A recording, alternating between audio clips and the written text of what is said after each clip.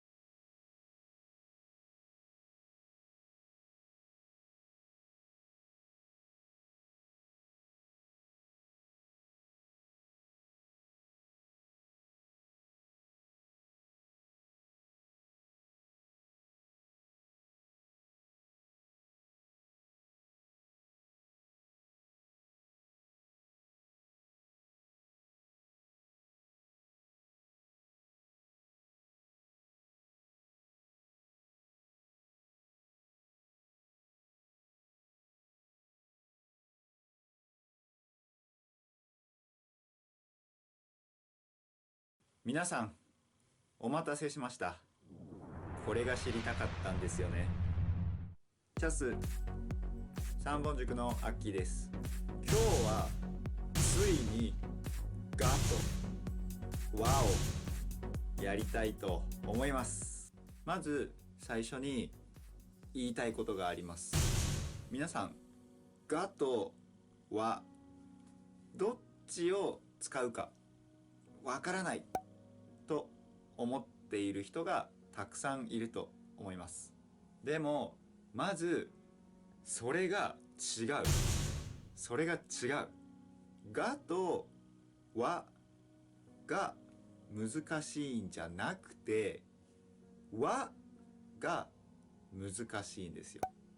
わが難しい。わはちょっと特別な言葉でいろいろな使い方ができます。例えば、これがリンゴです。これがリンゴです。は、これはリンゴです。これはリンゴです。になります。あとは、日本に行きます。日本に行きます。は、日本は行きます。日本は行きます。になることもあります。あとは例えばラーメンを食べます。ラーメンを食べますはラーメンは食べます。ラーメンは食べますにもなりますね。それから他の言葉と一緒に使うこともあります。例えば友達と行きます。友達と行きますは友達とは行きます。友達とは行きますにもなります。でもやっぱりがを使うときとはを使うとき、この2つが As of the day, okay, let me stop this for a second real quick. Now, as of the start of this stream, I'm about to go into my third month of this Japanese immersion journey of mine. It's kind of funny how I make it sound like there's like this super duper path of enlightenment, but in all seriousness, though, it's not all that deep. At the same time, however, it is something that I think is beneficial to somebody trying to get out of that "Oh, your Japanese is so nice" phase. I guess I should talk about. I guess I should start this stream off with talking about the subject of Japanese and language immersion as a whole. I think this whole thing has been talked about multiple times. In all actuality, I think this is something that has been touched up on multiple times on my end, off record. But on record, though,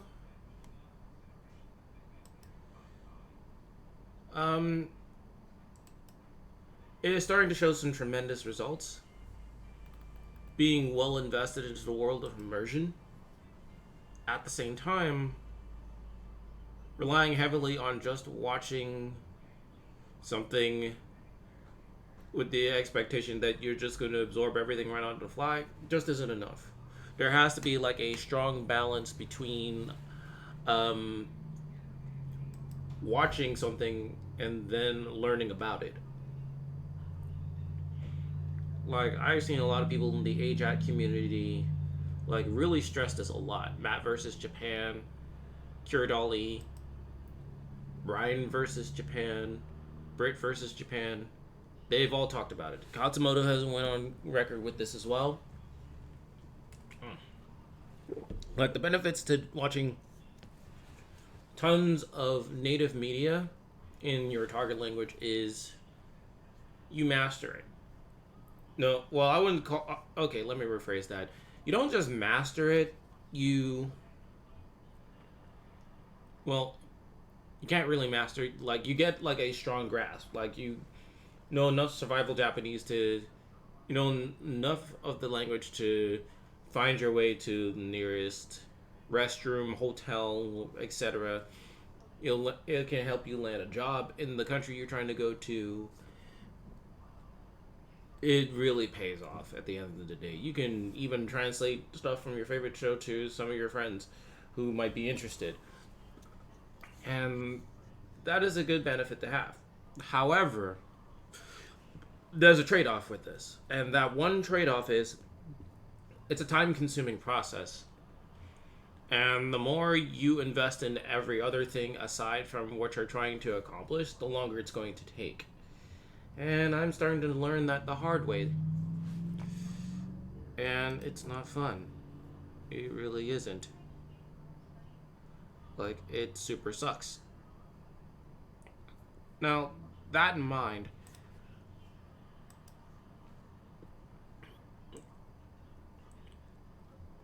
there is one hell of a good takeaway from this. Is that for now, every piece of writing almost every form of Japanese text I see, I know the stroke. I have a good grasp on what the stroke order is. I wouldn't go so far as to say that I fully mastered stroke order, no problem, because that would imply that I can basically write every single symbol off the top of my head without having to look. I look at a lot of kanji symbols and I'm thinking. However, I am at a point where I'm like, oh, this isn't so bad. Like, this isn't all... Like, the writing isn't all that complex. Spending your time getting the stroke order down really does help because it demystifies the so-called complexities of Japanese writing. Now, I've talked about remembering the kanji so many times to the point where it's like, yo, this is nothing. Like, even like during my 20 plus years of learning, it was like, oh god, this is so complex. I can't write that. Even in all my years, I will have a hell of a time trying to master this. It's going to be a serious problem. I don't want none of this. And then I had the... Oh, there goes my ammunition. Anyway, I've been... Okay, page 22. No, not 227. 24, 23, 22. 22. So, that being said,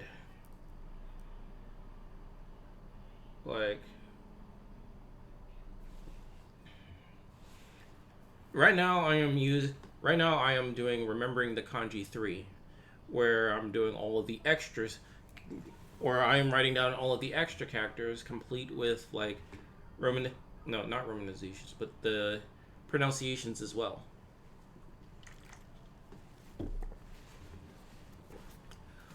If this isn't the craziest form of eye strain, I don't know what the heck it is. Okay, I already got green onion down, so... Yo, you know what? This experience needs some music.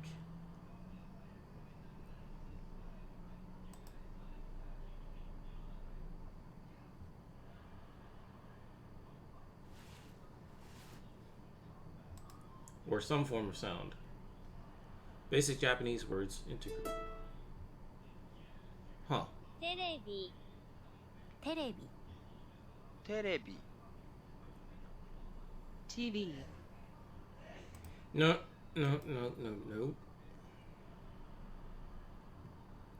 Okay, well, since we're on this subject, I may as well talk about another situation that has involved that involves the greatest thing to ever happen to anyone trying to learn a language, and that is Anki. For those of you who don't know what that is, let me show it to you. Okay, give me a minute. This thing's gonna load a little while. I like how this says Weeb Killer, since I'm the one who set that. Since I'm the one who called it that. Now, some people might be familiar with this, others not so much. So what we got here is the Anki deck, and what we got here is Anki, and what that does is help you review everything you learned. Anki is not too much of a teacher. It's more of a reviewing sheet. It's more of a reviewing application.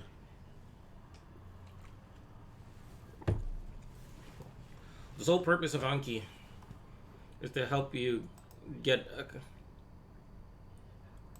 the sole purpose of Anki is to help you get accustomed to what you're learning. That's all of its purposes. If you know what it is right off the bat, you type in easy. If not, you type in either again or good. The latter of which when you're done with it, you get to review it again. But if you got easy, then chances are you won't be seeing what you've learned for a good while. There's also this thing called mass retirement that I think certain people in the AJAT community will tell you a lot better than I can. 2081.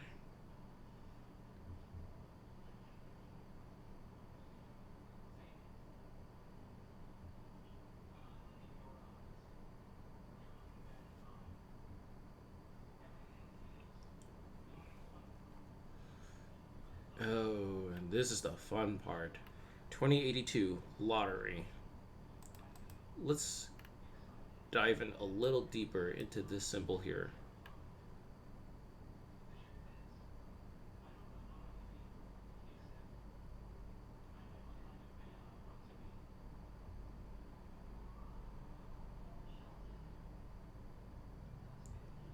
This here. 2082.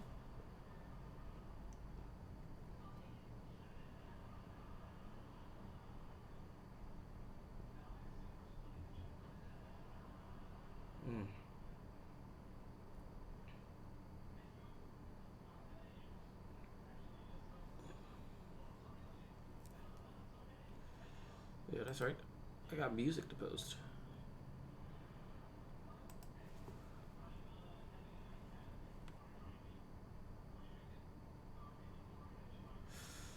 Oh yeah. Guess we should take a break for a minute and talk about this little catastrophe that just occurred. Except for there ain't shit little about it because I guess I may as well just bring it out right about now and talk about the K-pop fandom.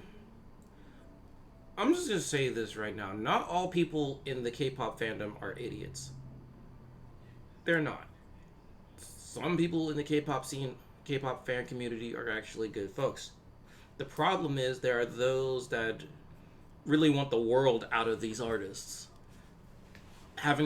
They want them to do things that they would otherwise not feel comfortable doing. Or in the fans' case, something they wouldn't do themselves.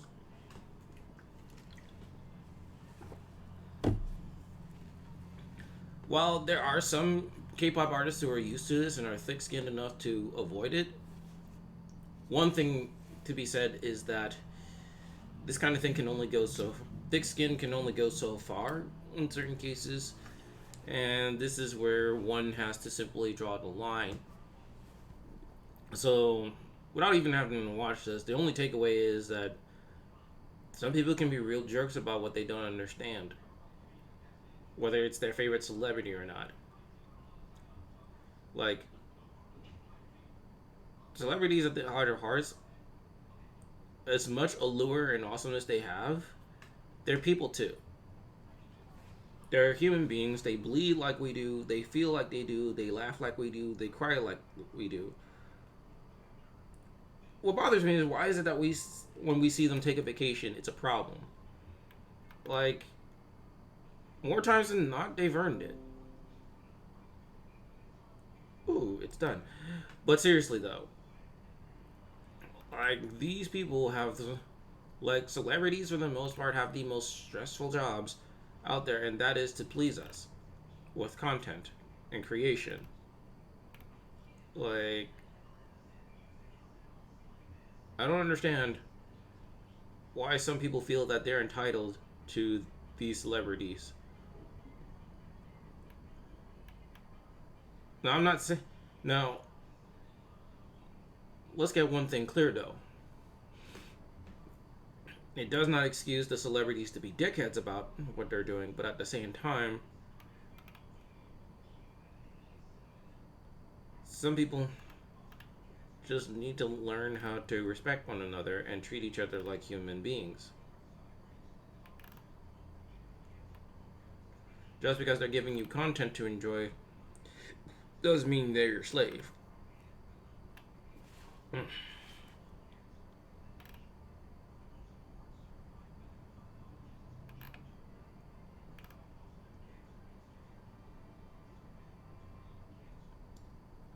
Okay, now for a little more positivity for a little bit. Let's look at some... What with the unending popularity of anime, so too comes the love for Japanese RPGs. Whether it's steampunk or high school, there's a whole lot more to love with our list of the 15 upcoming JRPGs for 2020 and beyond. Where are you, Goku? We need your help! Dragon Ball Z Kakarot. It's not entirely a JRPG. Well, damn, they went through with an English dub.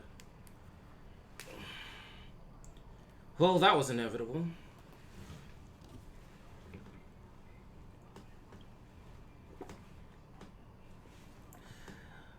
Yeah. All you need to know from me is the whole here and now attitude that is Funimation. Oh, God. RPG game, but it does introduce something new to the way we know about Bandai Namco's renowned Dragon Ball title. Relive the story of Goku as you do more than just fighting and exchanging power levels. For the first time in a long time, get to explore the world of Dragon Ball. Transformed into If I'm lucky enough, I'm importing this. an action RPG game, embrace Goku's newfound freedom of adventure and relive key moments from the series. Take him to go fishing, or maybe go on a ride to roam the series' important locations. At its core, the game is still a fighting game. Face off against iconic characters from the franchise and watch them duke it out in insane battles.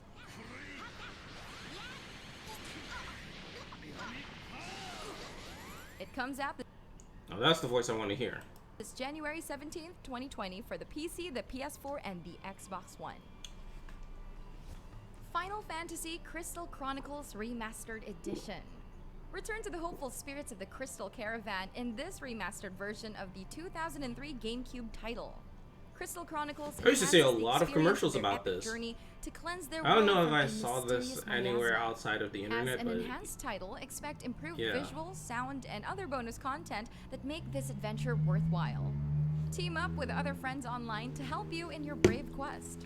Enlist other heroes from all over the world for the first time with Square Enix's crossplay feature. The adventure close at oh, hand. that's even awesome right there. Unfolds on smartphones. You are not alone in this. The game is set to release this January 23rd, 2020 for the PS4. I want to see more brawler representation. Final Fantasy VII Remake. Have fun. One of next year's biggest titles is the comeback of everyone's favorite brooding super soldier wielding a massive sword. Get going. Final Fantasy VII Remake takes us once again into the beautiful yet corrupted Midgar controlled by a greedy corporation. Rebuilt from the ground up, play FF7 with realistic graphics, improved character models, and a gameplay completely reinvented for the modern audience. Relive the adventures of Cloud and his friends as they stop the evil Shinra from destroying their precious homeworld. Only Chapter 1 of the bigger picture, the game comes out this 3rd of March 2020 as a PlayStation 4 exclusive. I know we have to think big if we're going to make a difference. Oh dear. But not like this. Trials of Mana, another remake made to appease longtime fans of the series. This modern revival of the third Seiken Densetsu title is fully rebuilt from the ground up in 3D. This revival spews a handful of improvements, including an upgraded battle system that's I'm no getting the longer Switch as version. tedious as the original.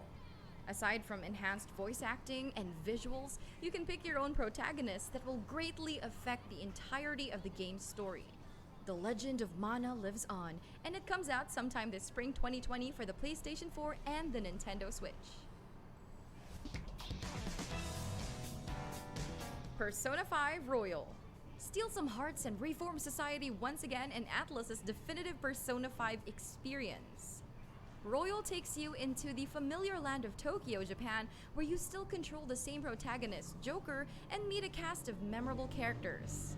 Although familiar, Atlus continues to spice things up by adding new characters and an interesting new story detail. Royal introduces a whole new character, Kasumi, who's gonna help you with her badass ballerina skills. How could they be like this? It's still pretty much the same, really, but with a slight tweak to its gameplay and story. No release date just yet, but it's slated for a 2020 release as a PlayStation 4 exclusive. Which is weird since Langrisser Joker 1 is and on 2. Directional Smash This Brothers list has special. a lot of remakes. NIS America's revival of the legendary Langrisser 1 and 2 is taking us to their magical kingdom once again, now in high definition. Featuring 2 games in one, experience each Langrisser title with an improved presentation. Just like any other remake, the story remains unchanged. In these 2 different titles, you still end up taking a quest to stop the forces We'll of see evil about that. from threatening the fate of your world. Because YouTube has Fans a of the classic lot of titles Let's will Plays of the enjoy original this games revitalized these days. version, especially with its reorchestrated music and some helpful quality of life improvements.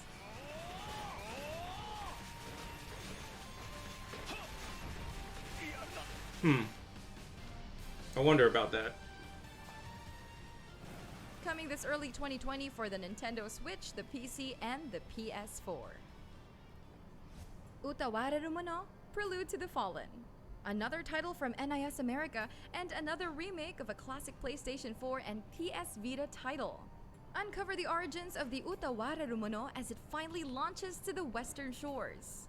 Awaken into a mysterious world where you encounter strange and friendly villagers who show you their ways. Okay, well, let's talk about this particular series, Utawareru Mono. It's originally based off of a strategy game, though that is famous in Japan, that much I can tell you. Granted, I did. I used to borrow this. I used to borrow this anime from my local library once, growing up, and I had a blast watching it. Like it was an enjoyable watch. Like the animation was hella awesome. That's number one. The character development was pretty cool. Like it's really freaking amazing. I actually enjoyed the English dubbed as well. Like, if you can find the classic anime version of Utawareru Mono, I highly recommend it. If you're into strategy, if you're into romance, if you're into alternate universes, you'll definitely want to you'll definitely want to watch the anime or play the game. Especially like this one, which is supposed to be coming out. I'm normally not big on strategy titles, and from what I'm seeing, this looks like a strategy RPG, so part of me wants to give this a hard pass, but at the same time, I really want to play this game just so I can support this franchise. Serving as a prequel to the main titles, this features every typical JRPG stories where you protect your beloved place from harm's way and meet a wide cast of characters with traumatic pasts.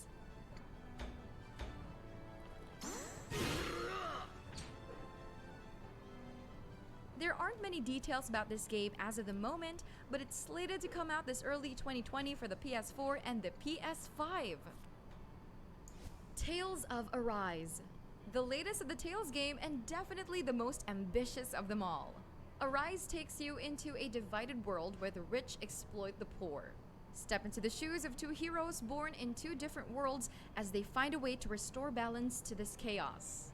It's been a long time since we had a whole new world in a Tales game, and Arise knows how to up the ante with its solid presentation. This includes new characters and a fancy new upgrade to Tales' linear motion battle system. It's coming out sometime this 2020 for the PS4, the PC, and the Xbox One. Digimon Survive. The Digimon...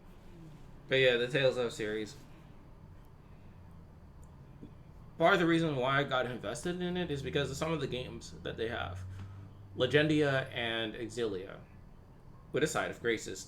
Because those were the three that I thought mattered.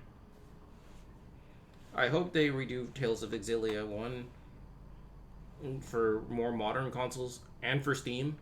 Because I really like their costumes.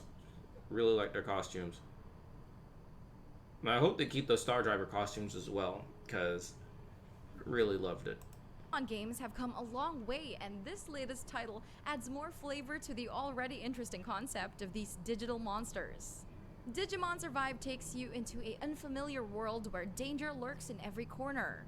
Find your way out and use the power of these adorable monsters This looks like to a strategy survive in this RPG. anomalous plane. For the first time in the series, choices will affect the story. Each decision will impact your monster's evolution and ultimately the game's ending. No actual release date just yet, but it's scheduled for a 2020 release, and it's available for the PS4, the Xbox One, the Switch, and the PC. Unsung Story. I might get the PC This version, I'm not sure. Kickstarter-funded game from Little Orbit takes us into a war-torn land where intrigue, warfare, espionage, and betrayal are commonplace. Spearheaded by the director of Final Fantasy Tactics and Vagrant Story, it aims to revitalize the old class-based tactics gameplay. Each class offers different abilities, and the choice is up to you on which to prioritize. It rewards individual playstyles, so you must learn to adapt depending on the battlefield. Unfortunately, as a Kickstarter-funded game, it still has a long way to go, but the developers from Little Orbit are trying their best to secure us a release date sometime this 2020. Available for the PC, the PS4, the Xbox One, and the Switch. Would you be strong enough to fight? Chris Tales. Dubbed as a love letter to the classic JRPG titles like Final Fantasy VI, Chrono Trigger, and even Valkyrie Profile, this time-bending adventure takes us into the life of Crisbel as she stops a powerful time empress from messing up the future. It doesn't feel like an indie game at all, especially with its solid hand-drawn art style and a fascinating world to explore. Master turn-based combat as you use the power of time to warp them to the past, the present, and even the future. Looks nice. Not gonna lie, the hand-drawn animation is fantastic. It's a promising title, and JRPG fans will definitely find this interesting. Just look at that slick art! A demo is currently available for download if you want to get a taste of what the game is really all about. No release date just yet, but it's said to come out sometime this 2020 for the PC, the PS4, and the Xbox One.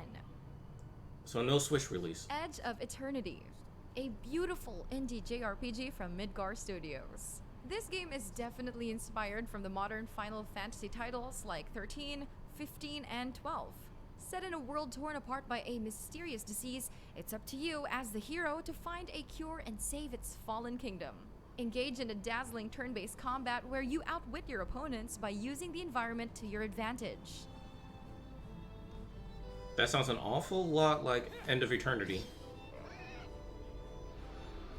It's currently been out on the PC for quite some time now as an early access. Despite its current state, players gave it positive reviews as they wait for the inevitable full release very soon. Sadly, no release date just yet, but it's coming to the PlayStation 4 and the Xbox One. Sword Art Online Alicization Lycoris. Finally, we can experience the anime storyline in a Sword Art Online game.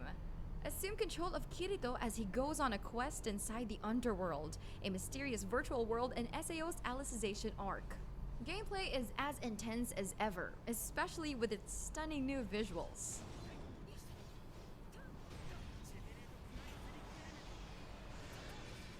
Featuring themes of sadness, passion, and reunion, enter an expansive world where AIs behave like humans.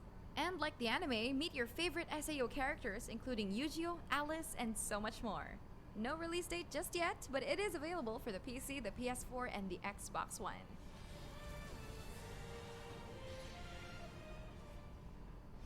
Re-Legend. This JRPG takes us into another mysterious island with no recollection of our past. Re-Legend mixes farm sim and monster breeding into one game. Learn to survive by cultivating plants for your daily sustenance or tame magical creatures known as the Magnus to aid you in your adventure. The island is home to many dangers. Befriend villagers and use your pet monsters to help you in battle.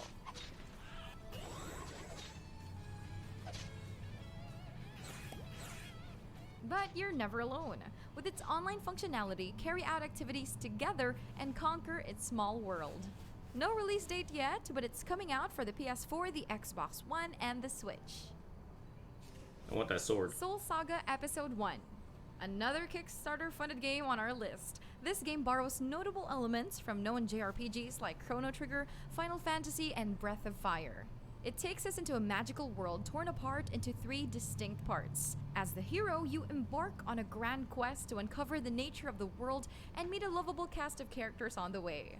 The first episode takes place in one of the 3 parts of its broken world, and its combat is largely focused on turn-based mechanics.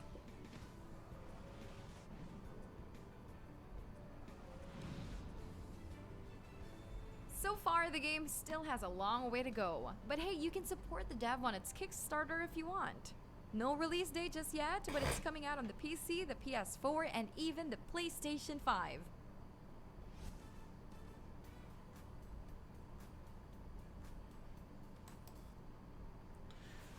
I will say this though, like this list, like these list of games coming out next year, a lot of them are like indie titles, which is really good. It's nice to know that the indie scene is stepping up. It's nice to know that the indie scene is stepping up, especially with a lot of games especially with like tons upon tons of games going for being an inspiration.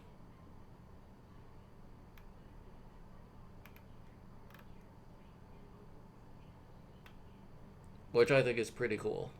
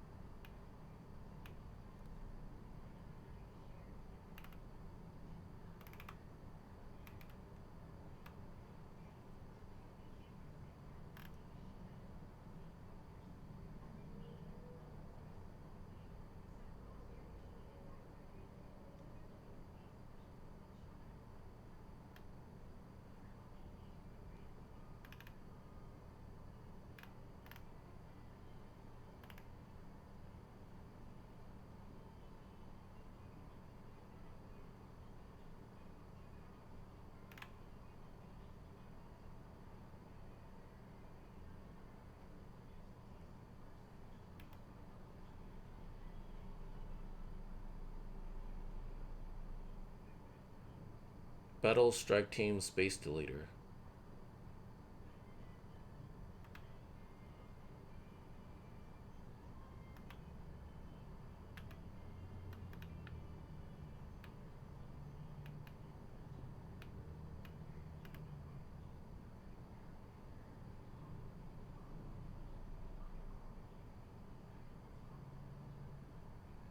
So Wednesday, I was talking about knockoff gaming platform.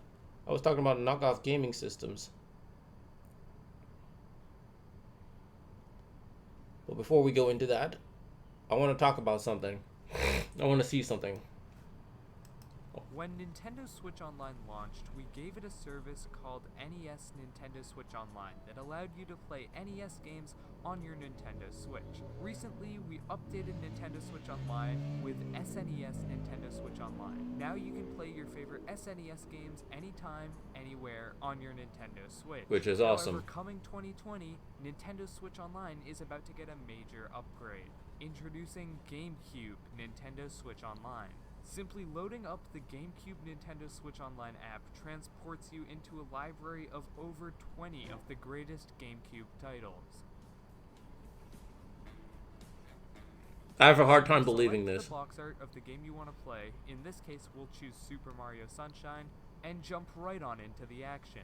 Some of the launch titles for this service include Pikmin, Metroid Prime, Kirby's Air Ride, Pokemon Colosseum, and Super Mario Sunshine. Because this service is tied to Nintendo Switch Online, games like Super Smash Bros. Melee will get online support for the very first time. On top, Sadly, this looks like a proof of concept. It looks like something that should have been posted April 1st. Like, you got me feeling like Ronin in Avengers Endgame. Like, please do not give me hope. for this, Nintendo Switch Online subscribers will be able to purchase specific GameCube Joy-Con, exclusive to Nintendo Switch Online. We hope you're looking forward to playing all your favorite GameCube games on your Nintendo Switch, anytime, anywhere, when GameCube for Nintendo Switch Online launches later in 2020.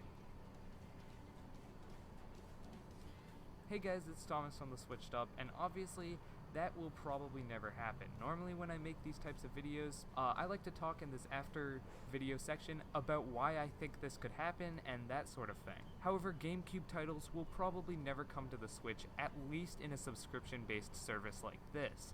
GameCube games just provide too much value for Nintendo to basically be giving away like this. However, it's fun to dream, so dream I did, because being able to play all these games on the go would be just that, a dream. Anyway, there's not much more to say. See, I'd be tripped. The thing is, I would be gushing about the idea of playing Beautiful Joe on the go. Something that Capcom needs to haul ass on. But the internet has been buzzing on the idea of Platinum Games and Capcom working together again to work on a sequel to Okami. It was all pretty much self-explanatory. I So, do concept trailers like these pretty often, Platinum so subscribe and hit the Games. notification bell if you want to see more. Make sure to join our Discord and follow everyone here at Switch Stop's social medias down in the description below. And if you enjoyed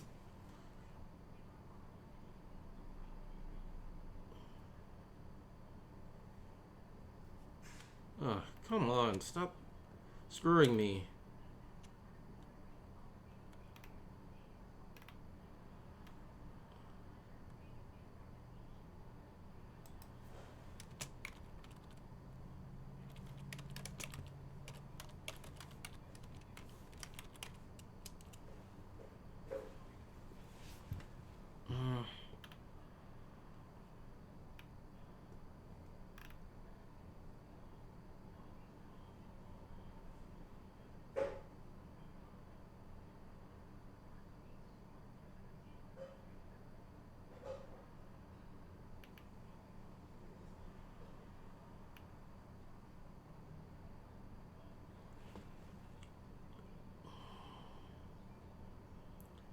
I like how these niggas just love giving me hope right now, because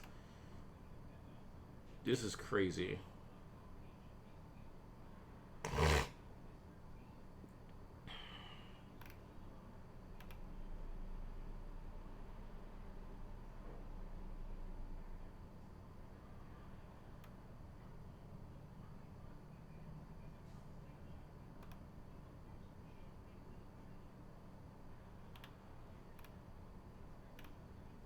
Like, my mans, please stop giving me hope.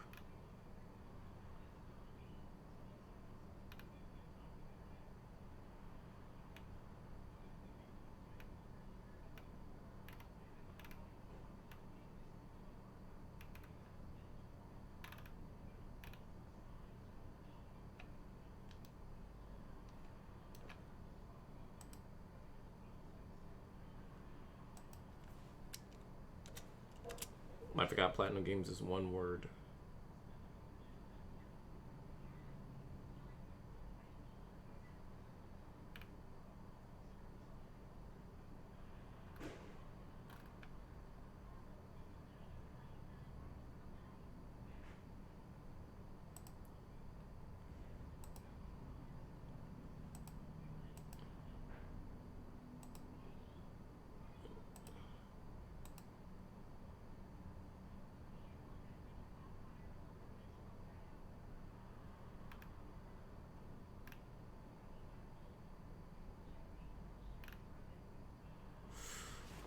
Well, time to go to Twitter then.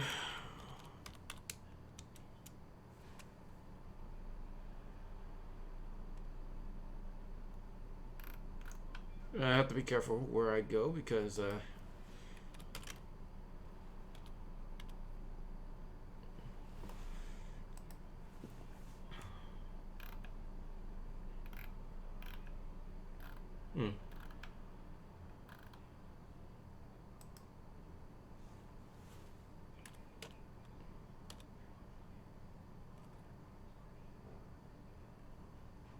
it was right there.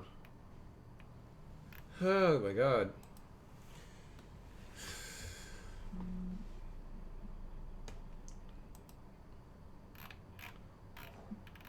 Yeah. I don't care about controversy right now, if at all. Because, yeah.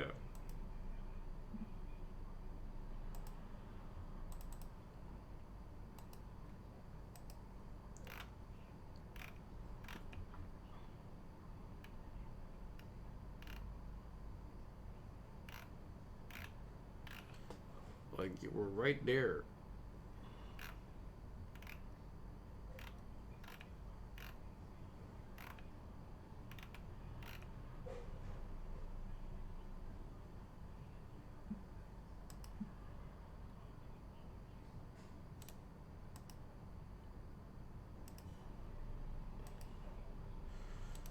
If you guys are only able to see what I see on Twitter, except for I can't really show anything at the moment because I'm not trying to get banned.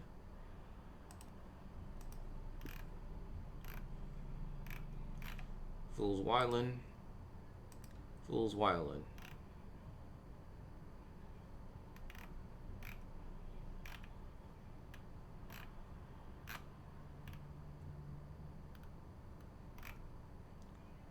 Okay, that looks freaking wholesome.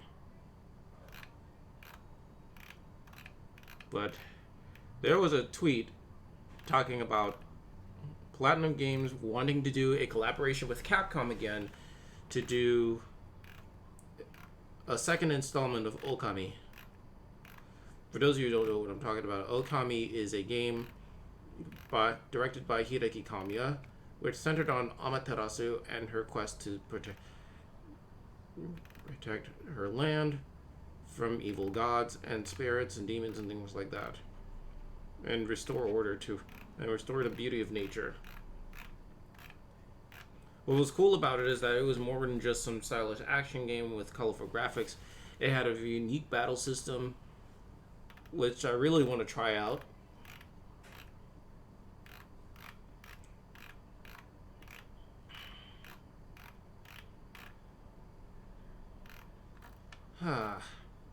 It was right there.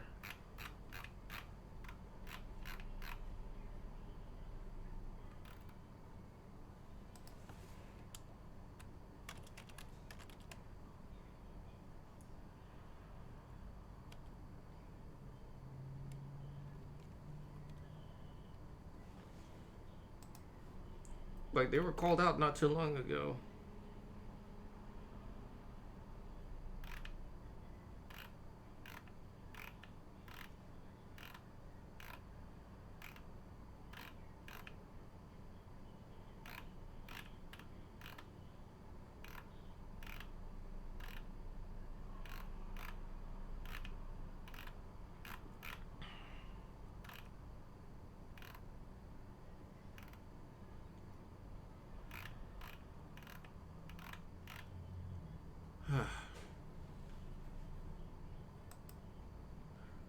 think I linked it somewhere.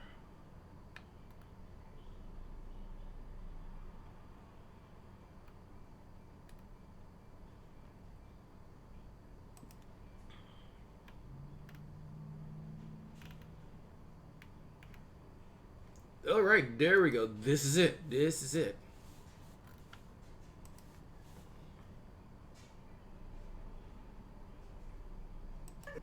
Okami is going to be back. Really? Okami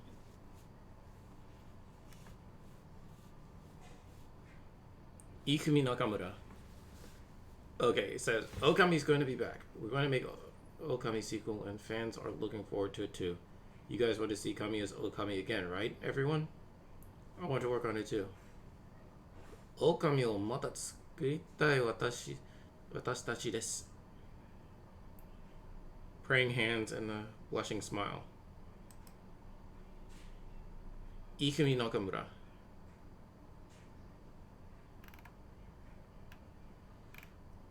So yeah, basically this is actually for this is Ikumi Nakamura's Twitter page.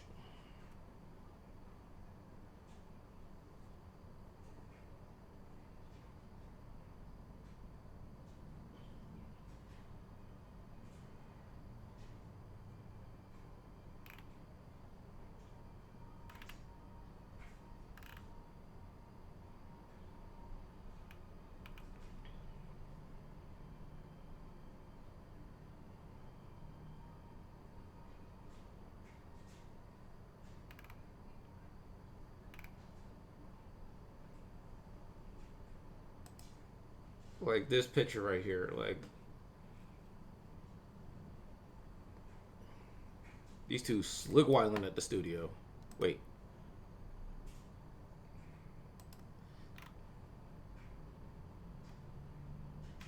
Like she is slick all over the place. DMC is back. Hi, こんばんは。Twitch の配信へようこそ。この配信へようこそよろしくお願いします。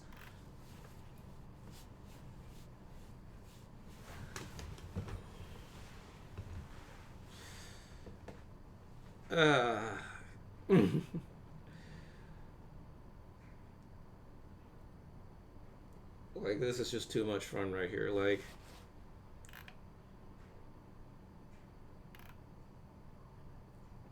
I think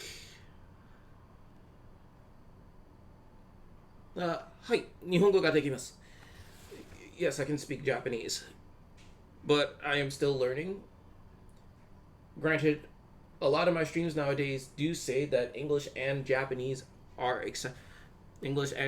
chats are accepted. I remember like when she was in E3, the internet blew up and like she was, and instantly a lot of people thought she was best girl, and she is. Like she's just adorable. Like she's too cute for this world. Like dead serious.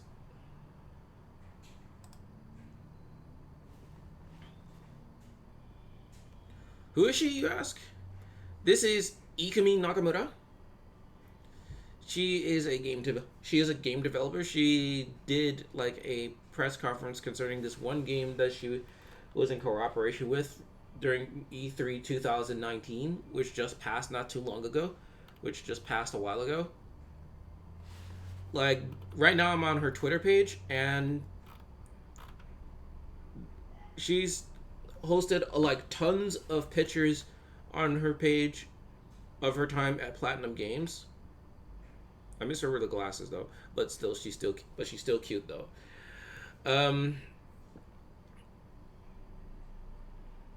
So I want to say that what she has going on is kind of a big tease right now, but it does sound like Nakamura and Hideki Kamiya, one of the founders of Platinum Games, is doing a collaboration with Capcom on Okami 2. I want to believe this is the case. I know the comments are going to be like, I don't see simply great games and games that gamers want to play be developed. I don't understand budget and politics. I just want to continue to be a creator that can say that great things are great. Okami is one of those that have power to overcome all of that. Never change. Both of you beautiful people. Please, Capcom, do it. People want it. Yes. Okami's going to be back. And this picture here. That's all I needed to hear. Yes, please.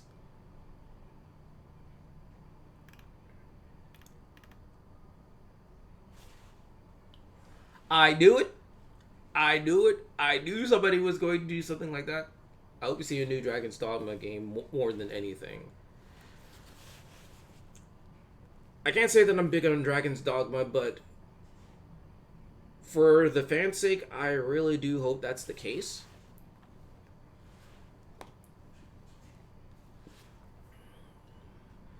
But in all honesty, as far as Okami is concerned, or any game that is a collaboration between PG and Capcom, this is my face right here.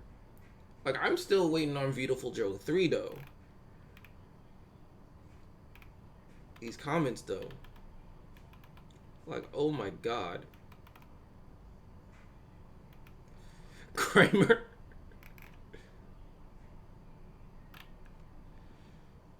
Ned Flanders.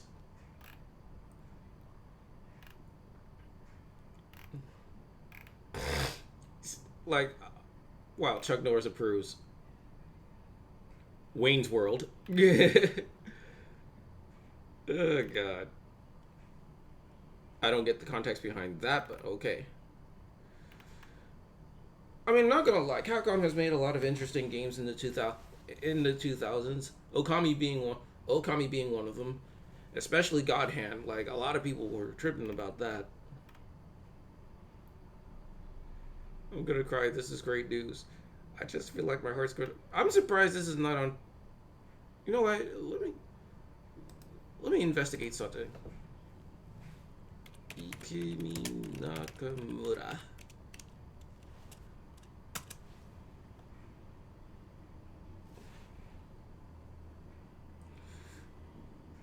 Well, yeah, this will give you a good understanding of who she is. Ghostwire Tokyo. But yeah, this is what I was talking about. E3 2019. Wow. Wow, so many people. Wow. Thank you. Arigatou gozaimasu. Creative Director, Tango Gameworks. Such a big stage makes me nervous. I'll do my best to speak in English.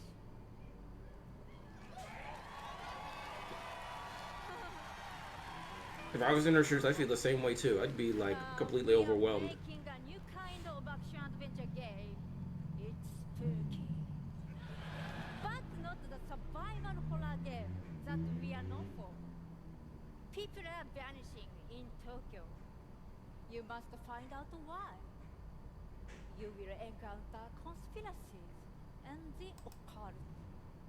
You have to explore the world, face challenges, to uncover the truth and save humanity. In the game, These automated captions are an annoyance to me. some peaceful, and survivors that each have their own stories. You will need to ask yourself. It is Like seriously, normal she straight up or blew up when she I showed have up on to stage, face though. this question every time I go to the office. Just kidding. We are very excited. Let's take Short hair a look. and grasses are in vogue. Thank you. Bye-bye. You think so? No, the glasses part I can get behind. See, girls with glasses are pretty, in my eyes. The voice reminds me of a streamer named Sakura Senpai Sensei. Oh, Sakura Senpai Sensei. What kind of streamer is she? Like, is she like a game streamer, foreign language streamer, art streamer, or... She announced, she addressed, but most importantly, she'll do her best. And I like this comment. But yeah, I like this comment right here. Weeb, your waifu is not real. That's the hold my beer. I think that's her name. She's a just chatting Japanese streamer. Really? Okay. Hop on over to twitch.tv and see what we got going on here. Sakura Senpai. Yup. I take it that would be her.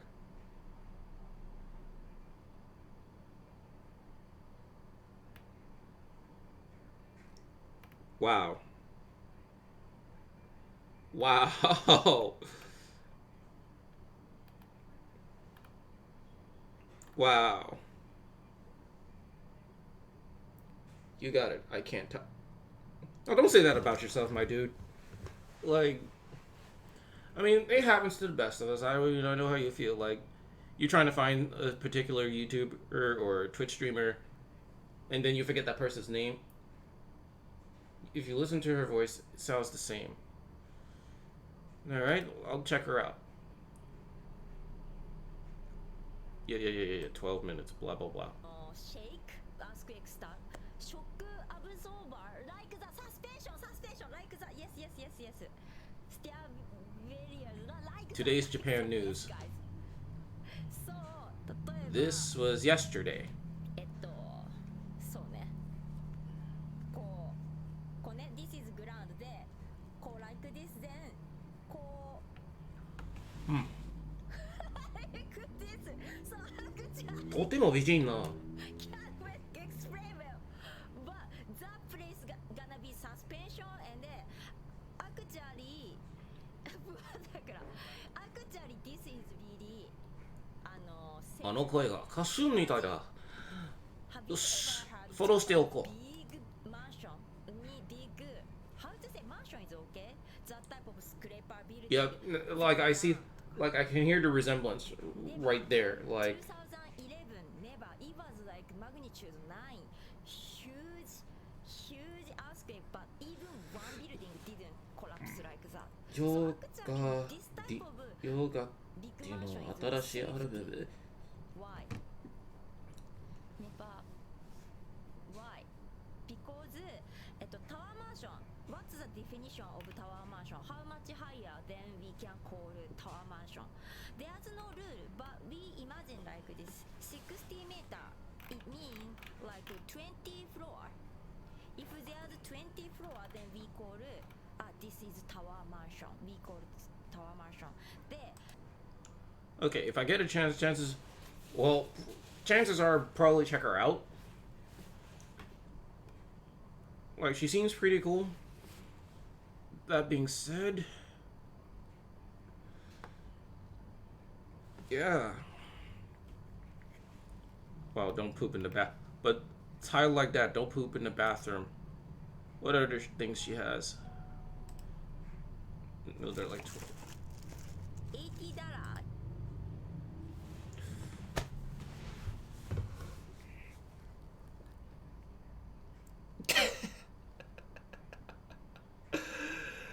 Oh my god. The thoughts I'm thinking right now. Okay, let me just give you the short summary. Like, my man's, let me give you a short summary of what I think of her at this moment. This is just a short, nice little summary. She's really gorgeous. Like,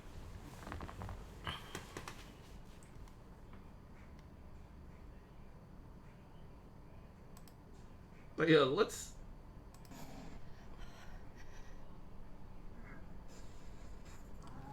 Fine, whatever. I don't even care. But if you are or anyone else gets in the way of my training, I'll prod them into the ground.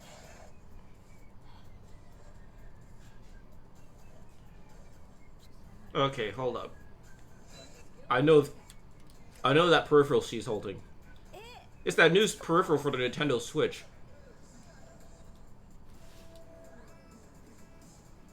color is not so big deal. Because both. Chair pose. まあじゃあファーストスクワット。オール Wow, you sure? Okay, let's move. Those straight ahead. Hooray! Nicely done. Like, yo. Sharp. Fantastic. Nice. Great. なんか違くない？ I will say this though, like Nintendo's really stepping their game up with some of these peripherals. Like Nintendo Labo is like hella dope. Like I will definitely want to try that out. And this peripheral which helps you to exercise and stuff. That seems like, now I'm not gonna lie, when I first saw it I was like, okay, Nintendo's running out of ideas. But now that I'm seeing it, I mean, what it has going for it, I think there's some potential to be had with it.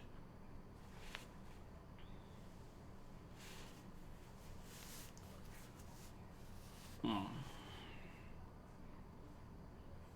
本当に可能性があるな。So, yeah. But thank you for directing me to this streamer. Because, like, she seems nice. Yo.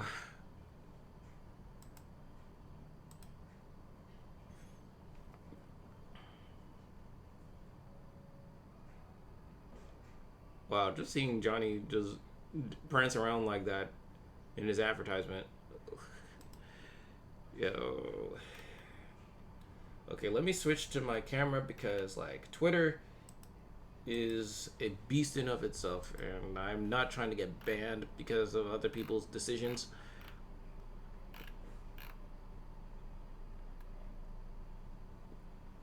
All right.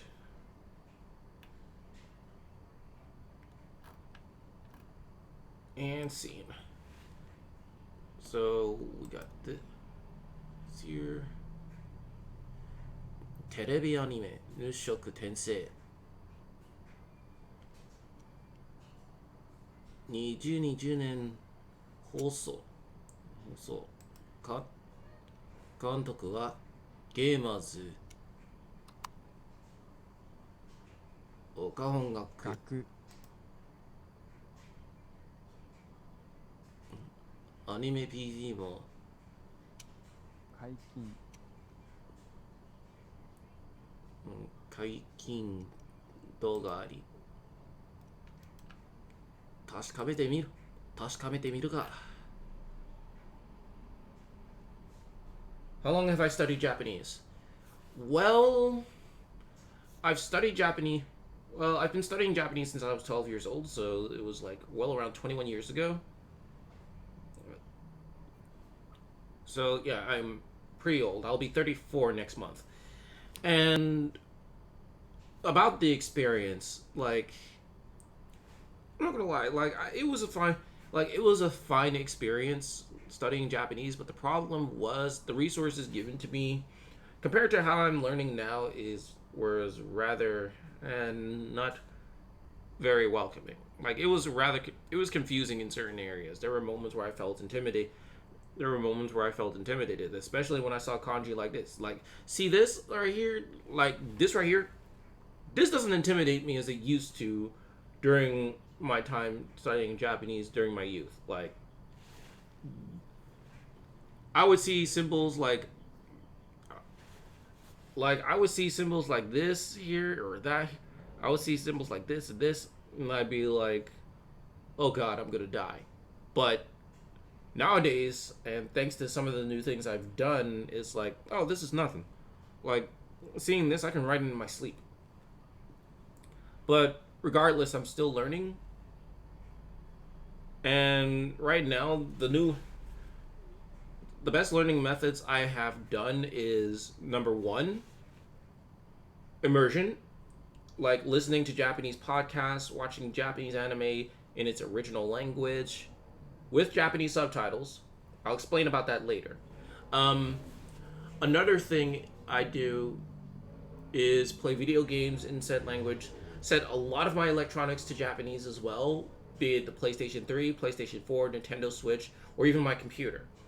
Like a vast majority, like a huge chunk of a lot of my applications, even my phone is set to Japanese.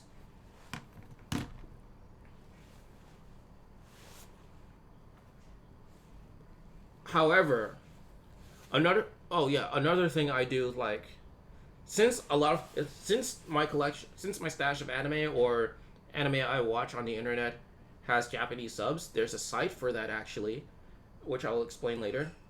What I do is, like, so oftentimes I would stop and I would write down I would write down certain phrases, words, or sentences in that language, and I would look up the definitions and then write them down on notebook paper, which is really effective, which is, like, super effective, like a Pokemon attack, like one-shotting a trainer's Pokemon. That was a crazy-ass analogy. But yeah.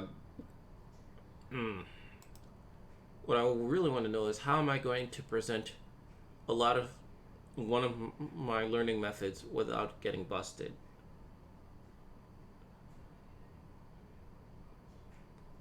Okay, tell you what.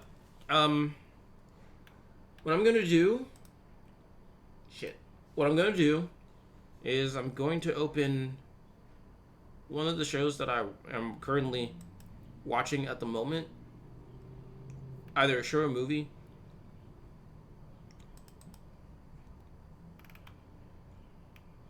Okay, Gridman seems like a good choice.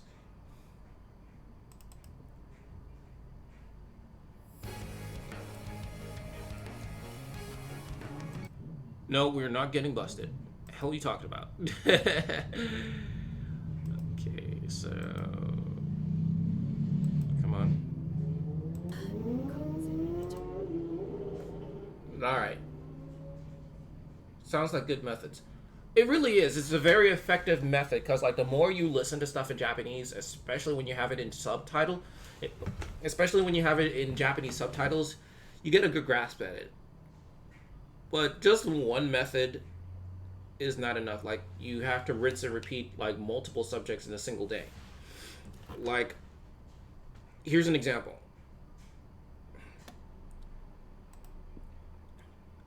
Okay, so this right here is Gridman. So this is SSSS Gridman, which is one of my favorite animes of 2018. And right now I have the subversion. I have the Japanese subversion of it, or rather, Japanese and Chinese subs, which means that not only am I watching the subs in Japanese, but also in Chinese. Now, watching it in Chinese wasn't my intention. With Chinese subs wasn't my intention, but thankfully they do have Japanese subtitles in the bottom. And luckily, with Japanese anime, you're most likely to hear, like, clear dialogue. You're most likely to hear clear dialogue anyway, so that's an advantage.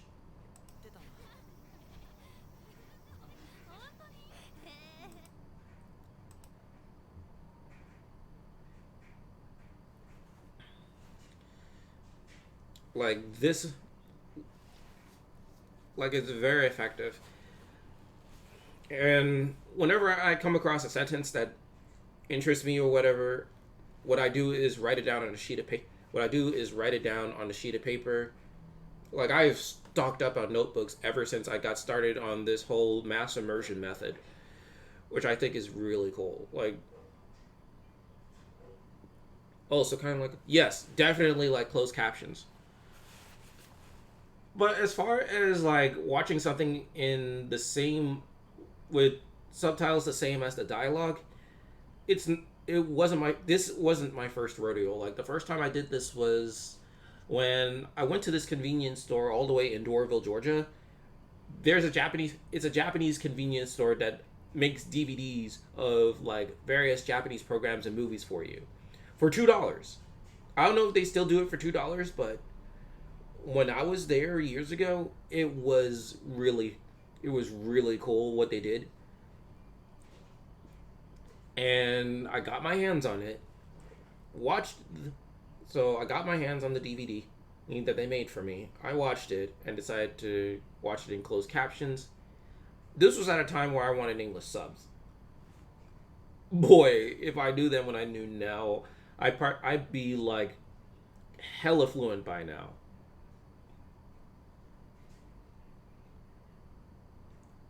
But here's a little bit here. But to give you a good grasp of what I can do at the moment, I can show you better than I can tell you. Hibik-kunさ、今日って戻ったの? Let's see if it'll come on. いや、ほぼ山だろあれ。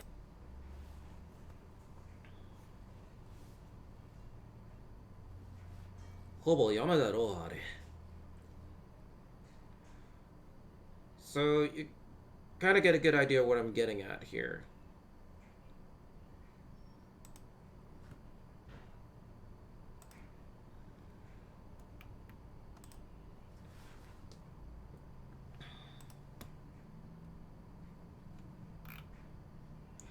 Also, like, if you're on the internet and you are in like a Japanese version of a website or so, there is a browser application that has kind of saved my rear end since day one. And okay, I'm gonna show it to you real quick. This is called, okay, the name of the app is called Yomi-chan.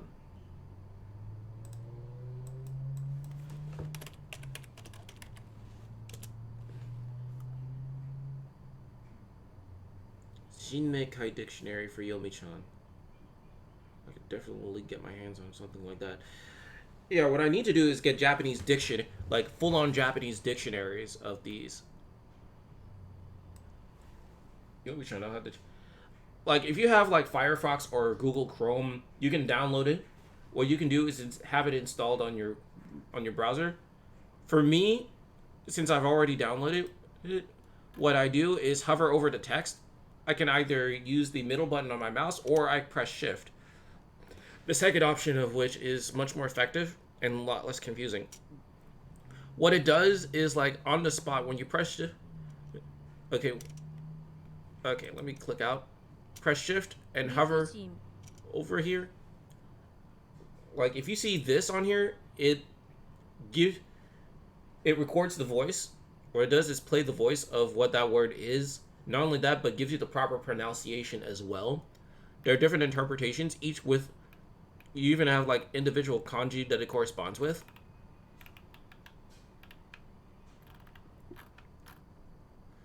But it doesn't always work with every single word that you find, so exercise caution with that. 理不尽 Lifujin, meaning unreasonable, irrational, outrageous, and absurd. Okay, Lifujin. 孫の手 Lifujin no Mago no Ten no 小 Shosetsu. 説無職転生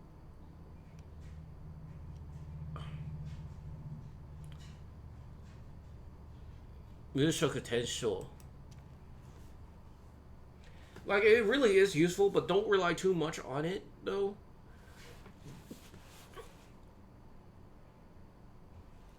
On second thought, you can if you want to.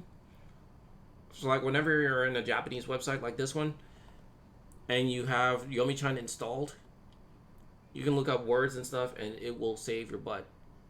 There's another app that I have on here.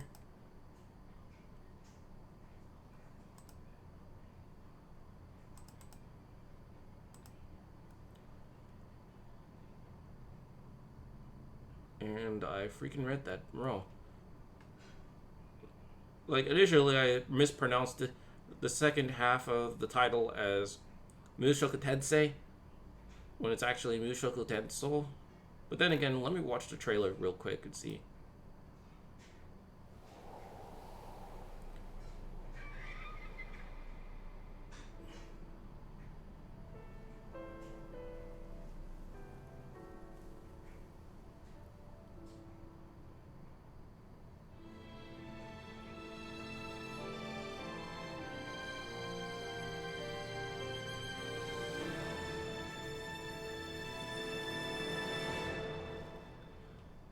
Like, it's really useful. Like, Yomi-chan is incredibly useful for the most part. And I really like it. I really do. It's helped me a great deal in defining words.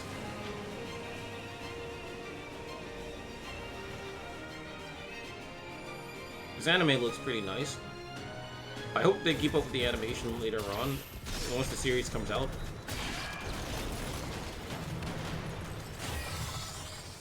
But it looks like they're going to do so.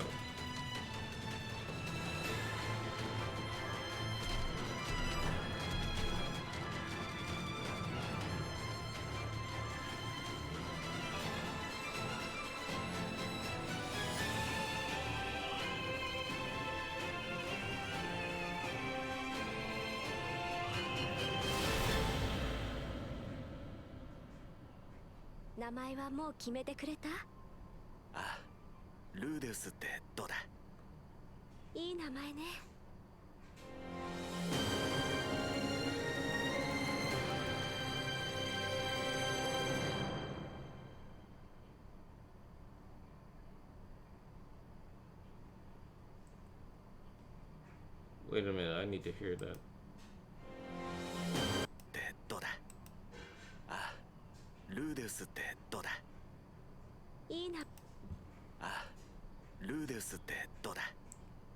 Lugius.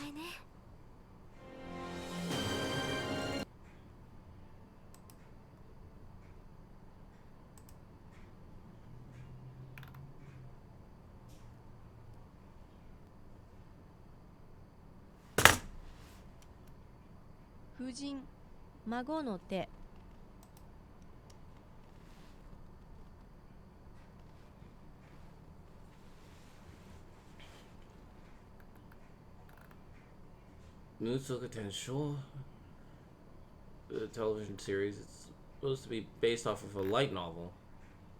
It looks like something based off of a light novel.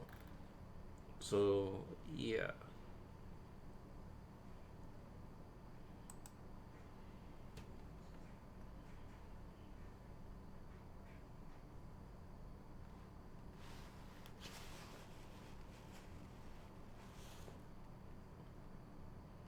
Have I ever been to Japan? No, working on it actually. Because, yeah.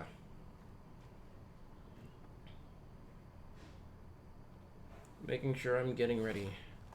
Passport and everything. That probably has to be the best immersion method. It really is. Like, not only that, it's far more interesting than just using study guides, textbooks, and things like that. Because, like, when you rely solely on how-to books and things like that, and whatever, you tend to get bored more times than not. I've seen a lot of people study Japanese in colleges and universities. Even some of the native teachers have been not so good at teaching a lot of would-be people fluent in the language. I've heard horror stories of people going to like the more advanced portions of the JLPT, unable to ask a question towards their proctor, because their proctors are mostly speaking the native language that they're trying to be fluent in, and they're like super embarrassed. Some of them just resort to English. And what gets me is that many of these people pass the test, but they're not fluent. Like, they just got a degree for almost next to nothing, because it's mostly like book smarts instead of actual field practice. What I want to do is like strike up a conversation with an actual Japanese person one of these days, which I'm working on also. Except for some of the sites I can go into that allow for that, like, it's grounds for calling into question. But I haven't given up on it, though.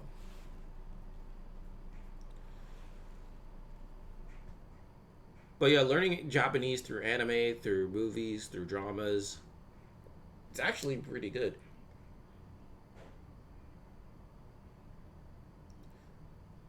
Like, yeah, from what, at least from what I heard though, like, I seriously doubt that they would teach you slang Japanese as well, because they don't want you making the mistake of going to Japan and started saying the wrong things to the wrong people, which I can understand. But at the same time, some of these people ride on the coattails of their prestige, which I think is kind of messed up. Ugh.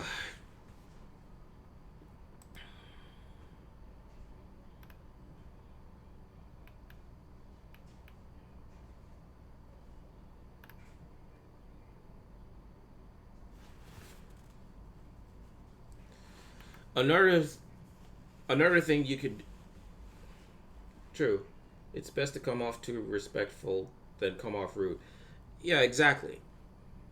Like, from their perspective, they want you to prepare for like the business side of Japan rather than the casual side of things. But if you want to interact with like your peers outside of the workplace and things like that, you also have to learn like some casual Japanese. Even if you sound like an anime character, I mean, that's fine. Which brings us to another thing, like background on the subject of subtitles. Like, you have to be, like, a lot of people in the mass immersion community will warn you on not to use English subtitles at all, because that's mostly used for entertainment purposes. Now that I think about it, upon that, it's like,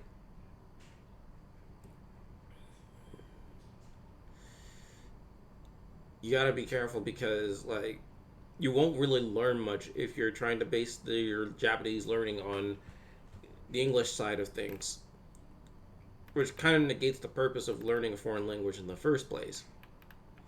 If you want to incorporate English as something, then do so with your vocabulary words. Another thing, like when you're learning the writing, the characters and stuff,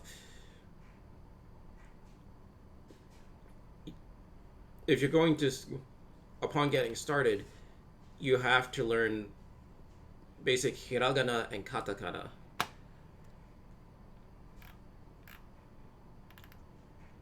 Because even people who don't seem to be a part of the community discourage constant reliance on Romaji.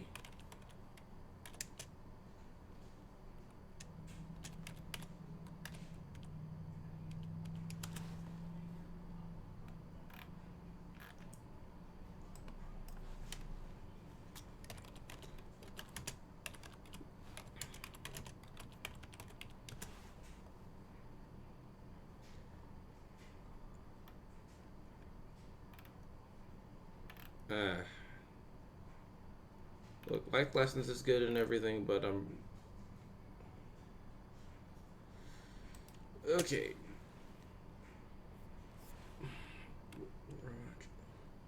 I want to go to Japan hopefully next year, but I'll try to avoid going during summer because of the Olympics. Funny you should say that, because like, I remember like a few years back, I was working at the airport at one time, and and before it was time for me to clock in, I met this Japanese guy. He was reading this book or whatever. He was reading a book or whatever. We had a nice little conversation, and he was talking about when not to go to Japan. And he also said that summer is a very, very bad idea, because aside from what you were saying concerning the Olympics, it's also because Japanese summers are hot. And from the way he sounded, it was as if that a Japanese summer would be putting Florida summer or California summers to shame. Not only that, especially like when it's typhoon season, that's another big no-no. Like, just recently, Typhoon 19 has struck parts of Japan. While certain parts of it were okay, there are like various places in Japan that suffered greatly. Summer might be a good season to visit Hokkaido, though. Yeah, Hokkaido is, yeah, that would be a good idea though. Like, yeah.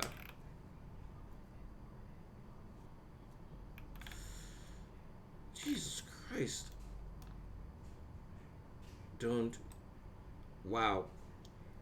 YouTube, I like it when you not. I like it when you don't take context into consideration.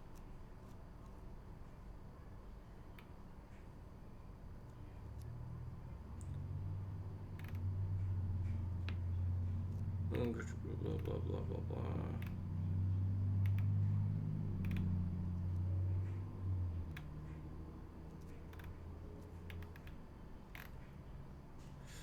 Better yet, I think I know one particular YouTuber that I saw videos of the typhoon you mentioned. It looked really bad. Yes, see, that's what I was talking. Yes, you do. Yeah, you do understand that because like there were buildings that were crumbling. Certain places in Japan were flooded. Oh, and another thing that was going on, there was a rugby match between Japan and Scotland, and what happened was like before and after the game, a lot of both competing teams actually volunteered in relief. Both teams helped out with volunteering for relief efforts regarding the typhoon, and that was, and I thought it was really nice. Yeah.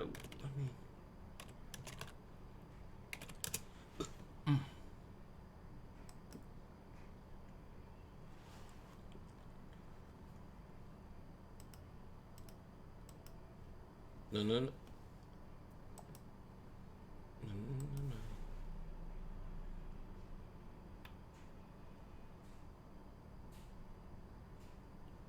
But yeah, that typhoon was really fucked up. I really hope the best for the people of Japan.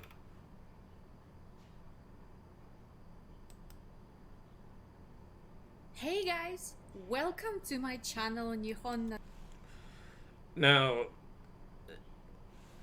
this lady, okay, now on the subject of learning the written language, like she did hit a few key points on why Romaji is something that should be kept at a strong minimum. This is like one of her first videos that she did. She looks like a brand new YouTuber, and she's like 630 subscribers in. This I is really my do first hope for the best. ever YouTube video. It's a bit scary to do this, to be honest, but you have to start somewhere. If you're wondering, she's from Eastern Europe. In the beginning of this year, I started my Instagram page, Nihon no Neko, for Japanese language learning.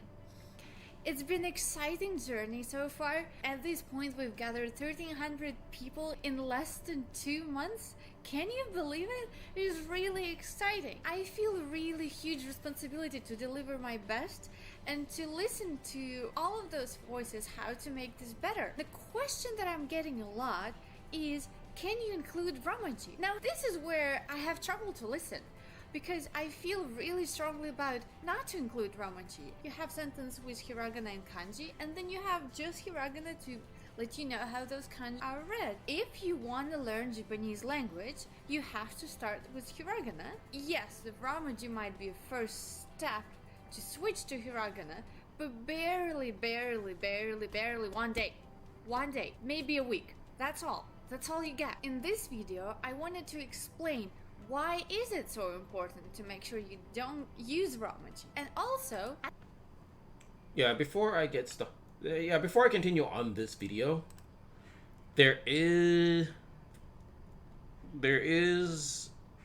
one particular chart I downloaded like a while back, like not too long ago, that I really want to show.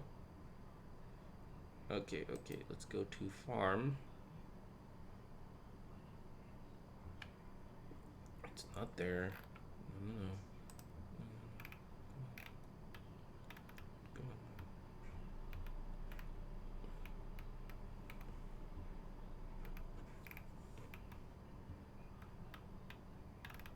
A, B, C, D, E, F, G.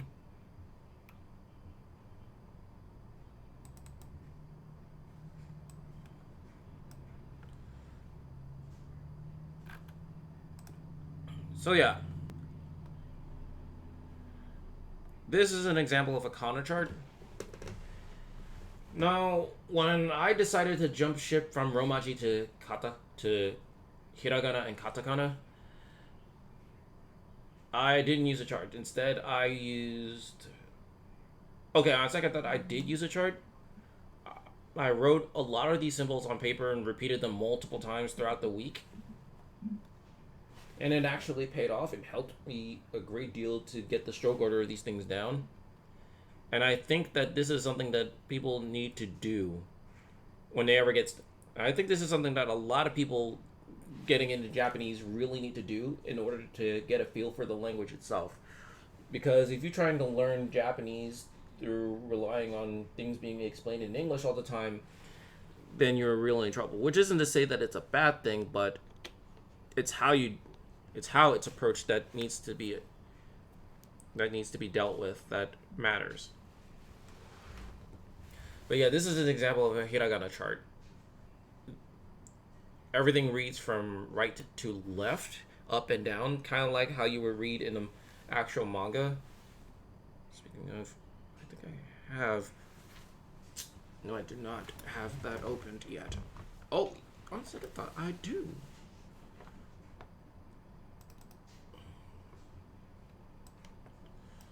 So basically the chart is kind of read like this particular manga here.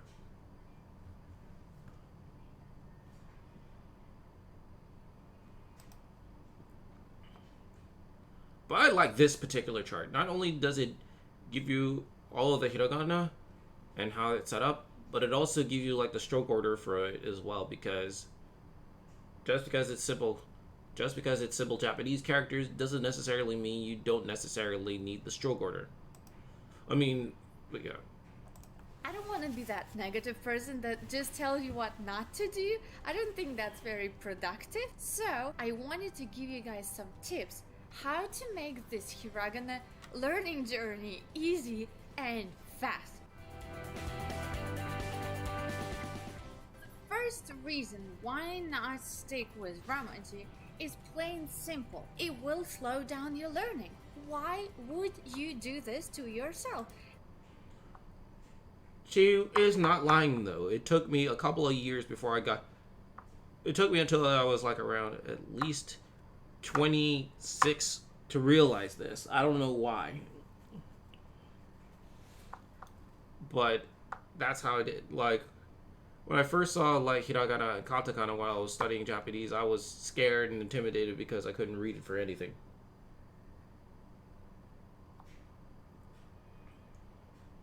Oh yes, kanji. I totally understand that perfectly, because like kanji at first is extraordinarily intimidating, but if you buckle down and really get to it, it's not so scary. Like, yeah, I can only read like 10 kanji. Dude, when you get it, I don't know if you have this book called Remembering the Kanji, but I think it will help you a great deal, because the Heisek method is like a wonderful gateway into memorizing kanji. The biggest trade-off with that, unfortunately, is that book 1 and especially book 3 of that series doesn't focus on reading the kanji. It helps you write it, actually. As far as reading the kanji, that's left up to vocabulary. That's all left up to vocabulary. Getting your hands on untranslated Japanese manga, such as some of the manga that I do have, such as Kochikame and One Punch Man, those are effective. If you want to break yourself into kanji or reading it, and you've already mastered hiragana and katakana, then shonen manga will definitely help you. I think I have it in my digital book collection. I just never got around to doing the thing I say I will do. Wait, like as in like the untranslated manga that you own? Like, do you own any untranslated manga? Like, do you have like the original Japanese, or is it translated in English? I mean, either is good, but yeah.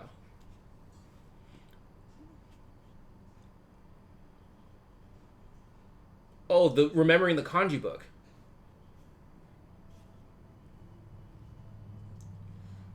Wait a minute, do you have like version 4 or version 6 of that? I would love to get my hands on version 6 though.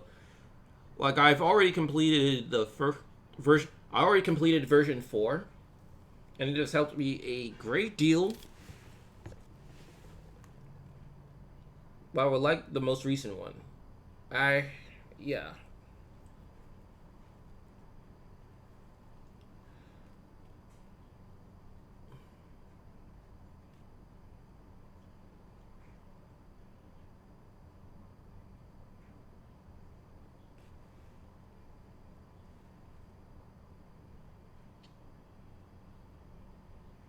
But yeah, remembering the kanji. Because like the most recent RTK series is version 6, where they've added a couple of where they added a couple more characters, especially in book 1.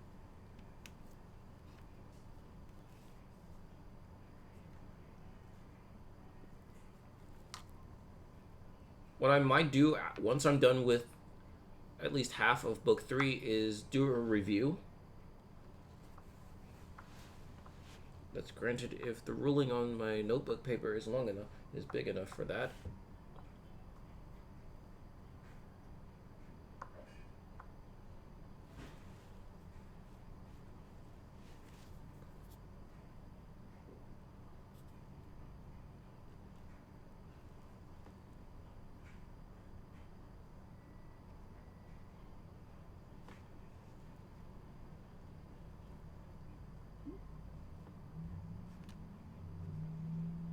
Granted, even with version 4, even with like, yeah, it's the 4th edition. I think it's the only one I found that had a complete version when I searched for it. Ah, gotcha.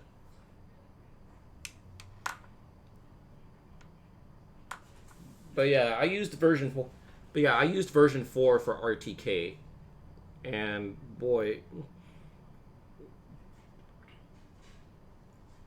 like with RTK. Is like it's kind of it focuses on progression through like kanji. Like the Heisek order is much different from the JLPT order of kanji, which I think is really effective because it eases people into far more complex words, into far more complex characters as you go along, because like you start off with one stroke, then you remember the same stroke order with the new kanji and mix it in with a newer one. Like skipping through all of RTK is a bad idea unless you already went through it your first go around. Like I was happy when I surpassed like over 2,000. That was like one of the coolest moments of my life.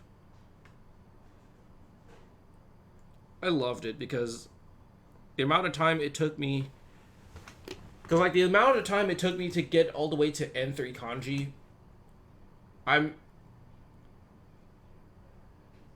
managed to get through like over 240 kanji characters in the same amount of time it took me to get to 300 when I first got started getting into kanji.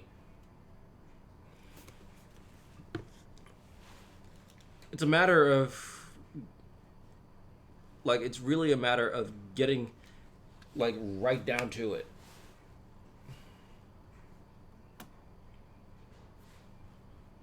Like that mess is hella effective.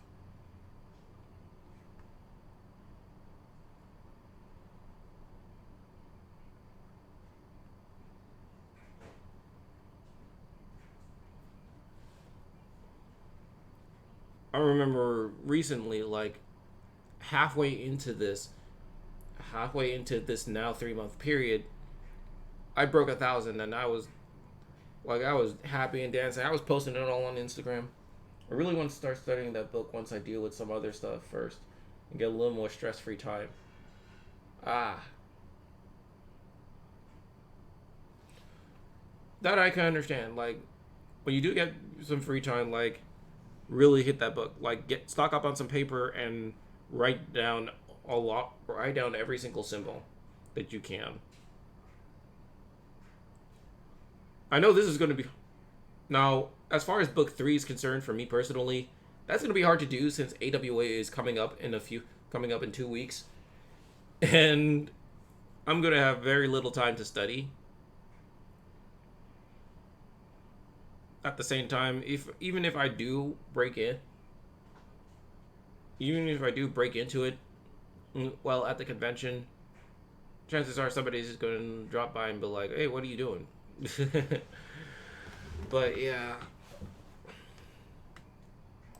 It's like walking with crutches. You need it when you broke your leg, but if you're learning how to walk, you need to start walking yourself. If you keep using crutches all the time, you're not gonna learn how to walk. Spend a day, a week, learning hiragana intensively, and then start using it.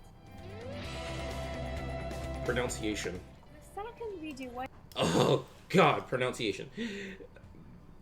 Okay, so her first reason was kind of had a very good comparison. Like, what's the point of learning to walk if you're using crutches? What's the point of learning how to ride a bike if you spend a vast majority of your time with training wheels?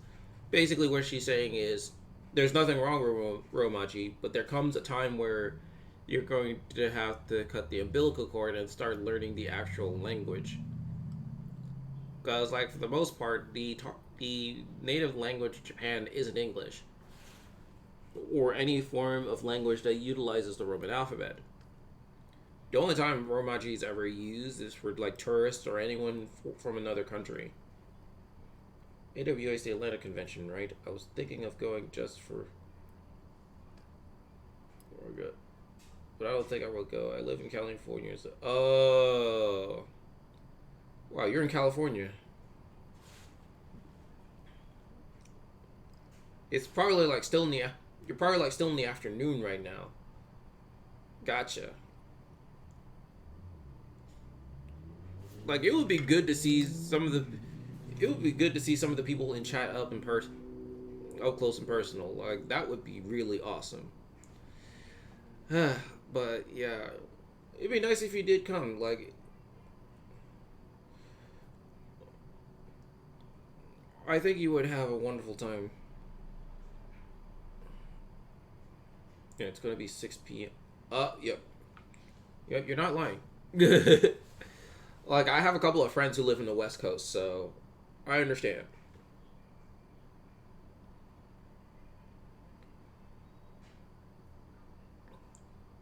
Okay. But yeah, her fourth point of why not to rely too much on Romaji is because it's kind of like walking with crutches every day and then saying you're learning how to walk. Yeah, but you're in a wheelchair or in a crutch, and you have yet to make that first step, though. Her second point is pronunciation, and boy. Why is it so important to switch to hiragana is that Romaji is going to mess up your pronunciation.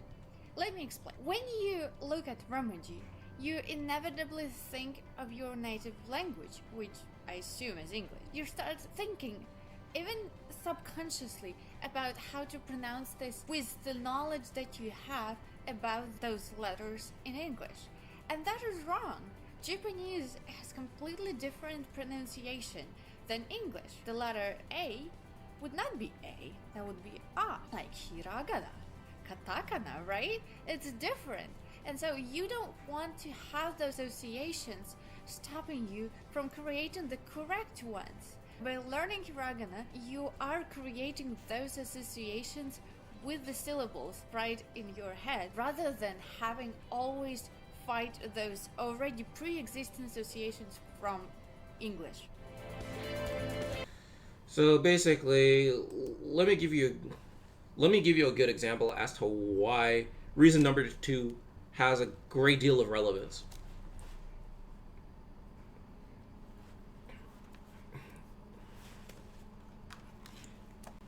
We are crossing over to TED Talk territory in this bitch. So let's say, let me make this a little bit more legible.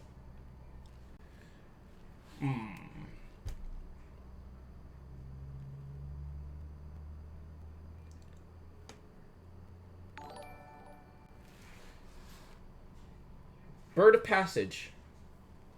You come into my stream and you follow me. That makes you, I think, number 36. Thank you for joining the team of heroes. It would be a pleasure to seeing your face next stream. In short, thank you so much for the follow.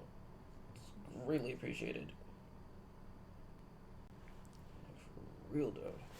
But yeah, on the subject of, okay, let's say,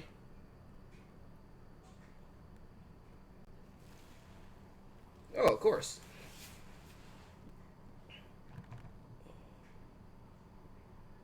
You are number 36. Leaving already? Oh, okay. But yeah, let me make this quick. Let's say I write something like this.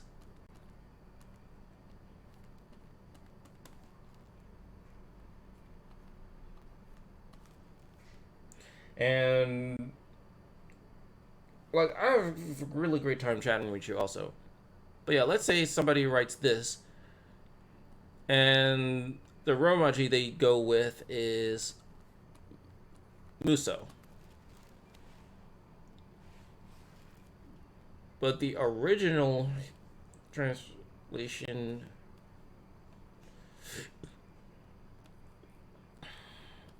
is Muso. You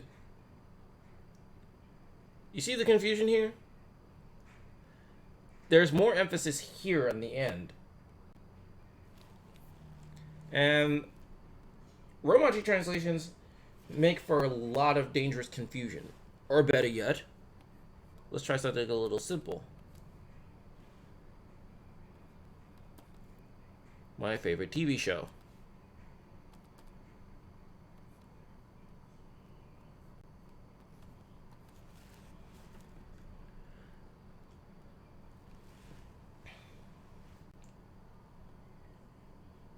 Yep.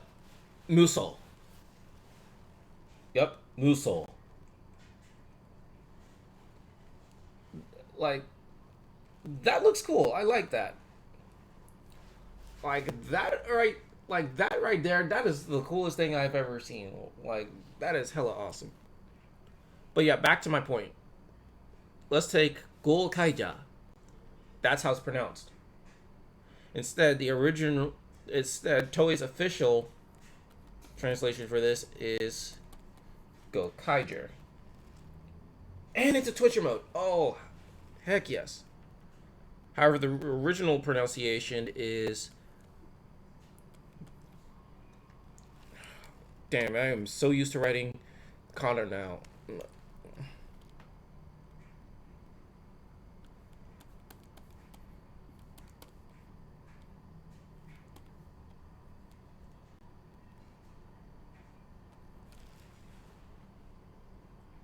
Now I get why they would do that, which is understandable.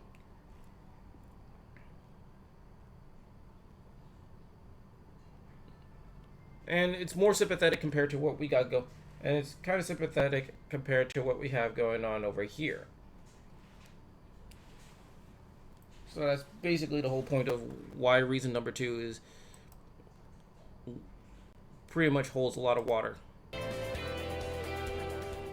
Another reason why is it so important to learn hiragana is that hiragana is going to prepare you for kanji.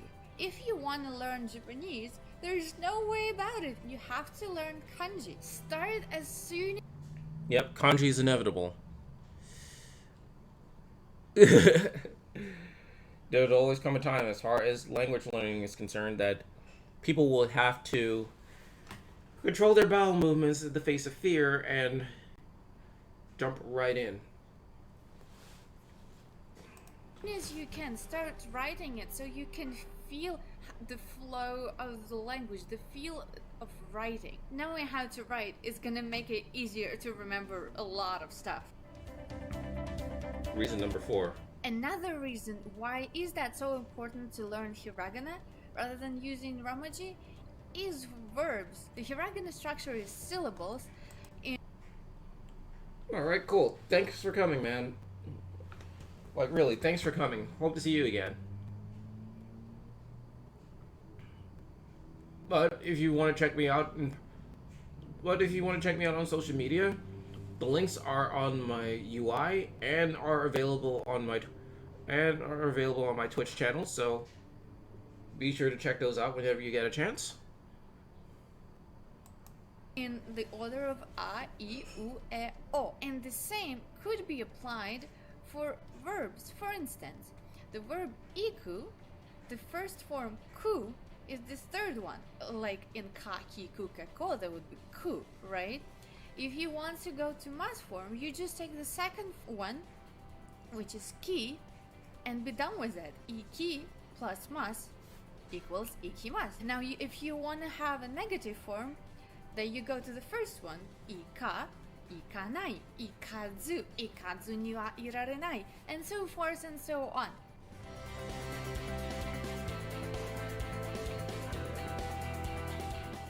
So it's really easy this way not to ever doubt which one is it. Now that you know why is it so important not to use romaji, let's talk about how to make hiragana learning process fast and efficient.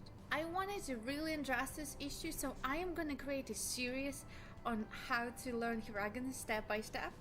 But for now, I'm going to give you quick tips to start this process.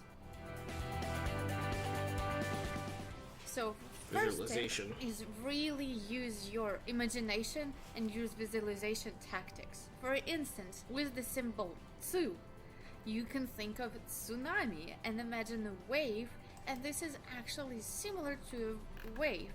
Use this technique for every single character and try to create a certain associations, and you will see it's going to go faster for you. So the second tip is to actually use a mobile app. There's a lot of different apps out there, a lot of free apps by the way, to help your hiragana learning process. Make sure you take a full advantage of that.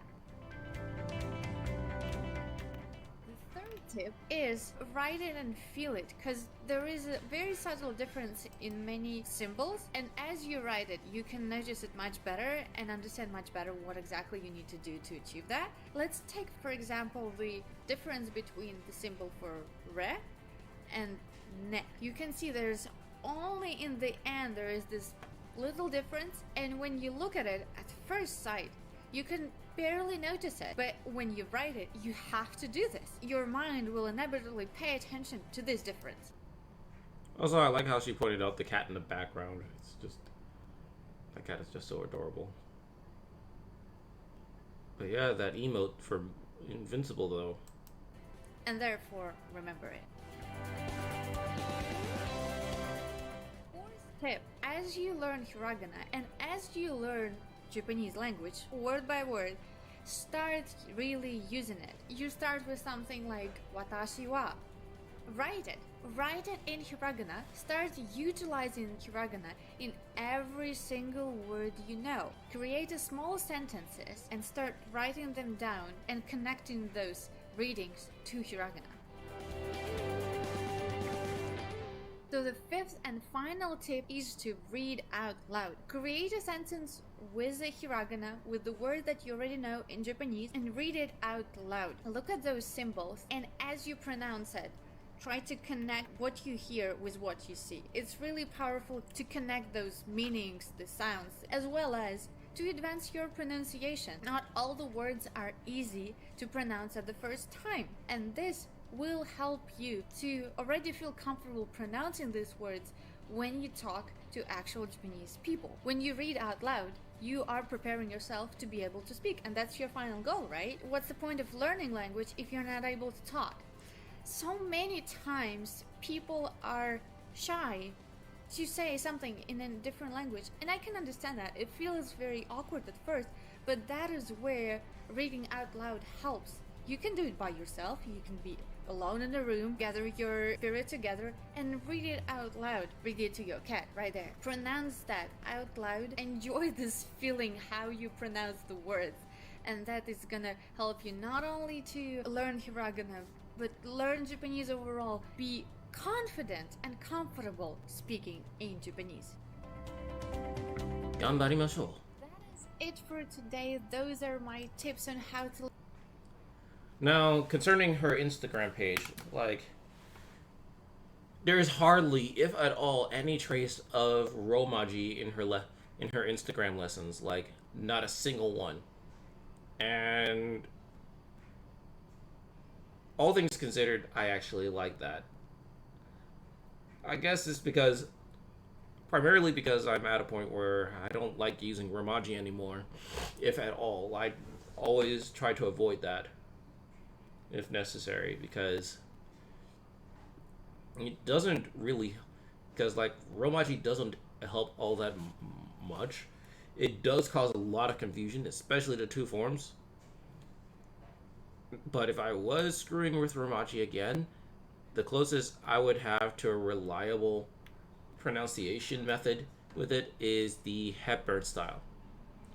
You know, I always find it crazy that a lot of the foreign ways of learning Japanese seem to be more effective than the native ones. Like, the Heisig method is, in my opinion, a lot better than how JLPT works. Because the JLPT is, compared to Heisig, kind of assumes that you already know how kanji operates. So you should be able to write it down by now. Which isn't to say JLPT method is bad, but it's fundamentally different. Whereas Heisig is in some ways beginner friendly and is very effective in helping you get a good grasp on what the stroke orders of these words are. So when you do run into them, you'll be able to write them down, no problem. Even to the point where you'll be able to write it off of memory. Which I think is really cool. I'm very glad that, to be honest, I'm very glad that that Heisig utilized the method that he did. It's not perfect, but at the same time, it does help you get a good grasp of kanji. And it makes it a lot less intimidating given the method that it provides. And that makes for a good, easy break into the Japanese language entirely, because like you're going to run into these things. Now, let me go on even further and talk about writing. Like, some of these people, there are some people that go into the Japanese language and think that, oh, we don't need to write, especially in the people are probably like, it's the 21st century. Who writes it? Who writes stuff anymore? You'd be surprised, first of all. Second, like, you hear this a lot. Like, Japanese still use fax machines. They still use, like, paper documents. So, of course, you're going to have to write down some form of information, take down notes and things like that. Because computers can only do so much. Like, technology can only do so much. There come a point where organic application is far more reliable than retention through digital data. I remember watching a church service one time, and the pastor was talking about, sure, like electronic Bibles and stuff are effective, but nothing beats writing down pieces of paper and writing writing inside your Bible for notes. Because with organic methods, it allows for a much more creative approach to things.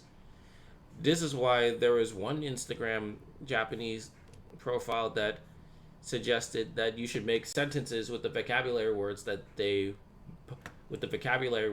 post, which I think is a very effective method to do because it helps you get a good grasp on it. Which brings me to another point: use it or lose it.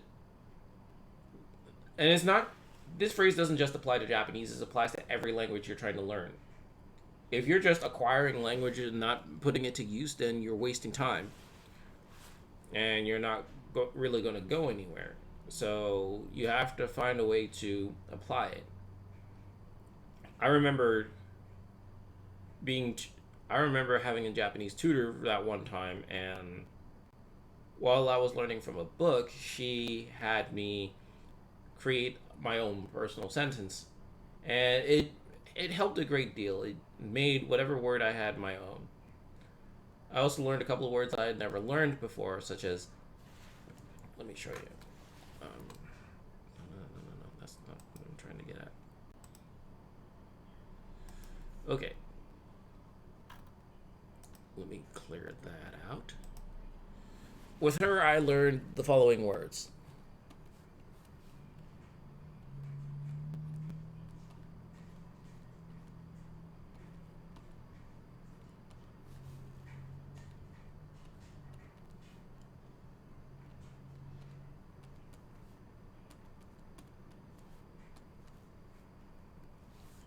This means to improve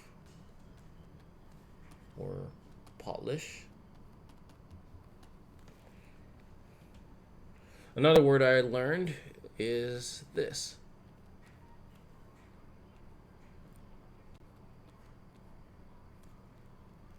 Puramo.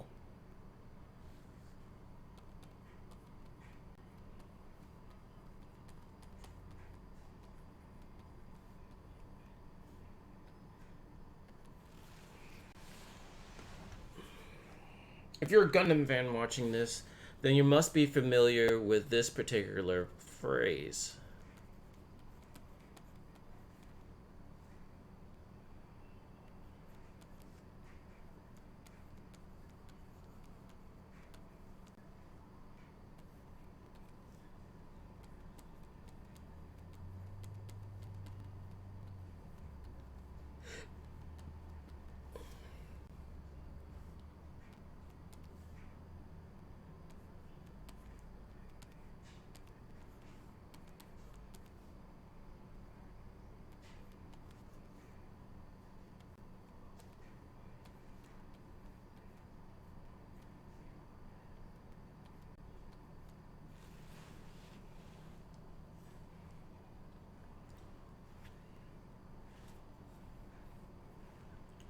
So yeah, during my time training with her, this was what I've learned.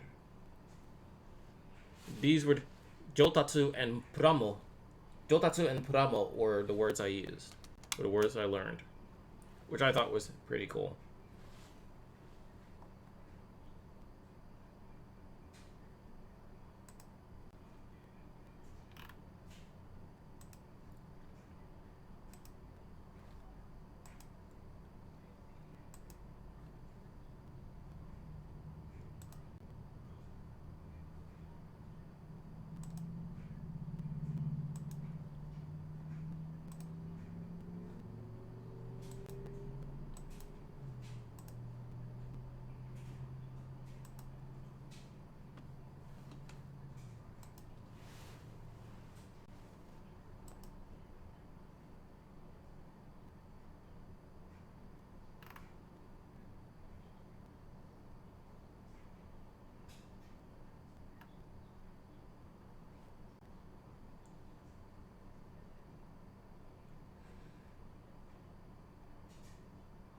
Now concerning a little bit of tomorrow,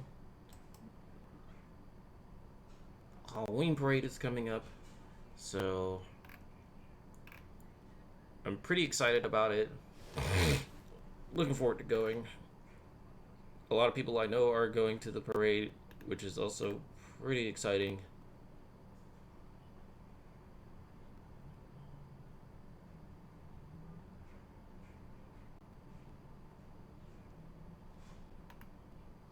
Well, they got French sentence mining.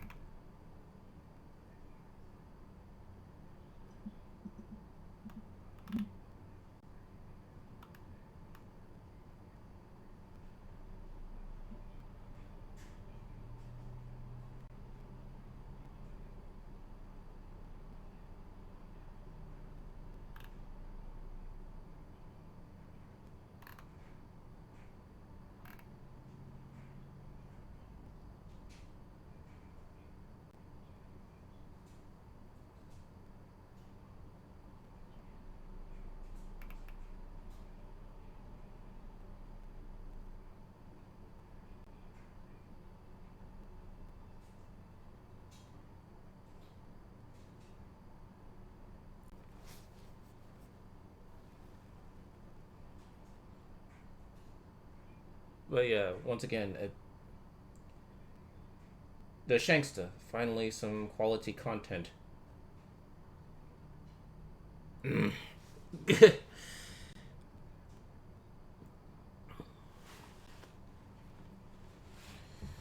But I guess with that said, thank you for coming to the stream.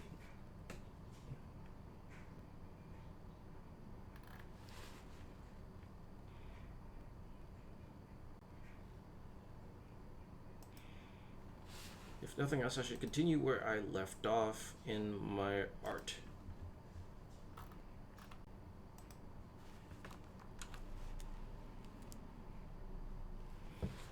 But yeah, back on the subject of Japanese, like, that along with any other language is something that should not be taken lightly. Like, sometimes the best way to learn a language is by immersing yourself into the language. Don't just rely on like textbooks or certain applications and stuff. Like, really put that thing into practice. Like, either you use it or don't waste your time with it at all. Like, get some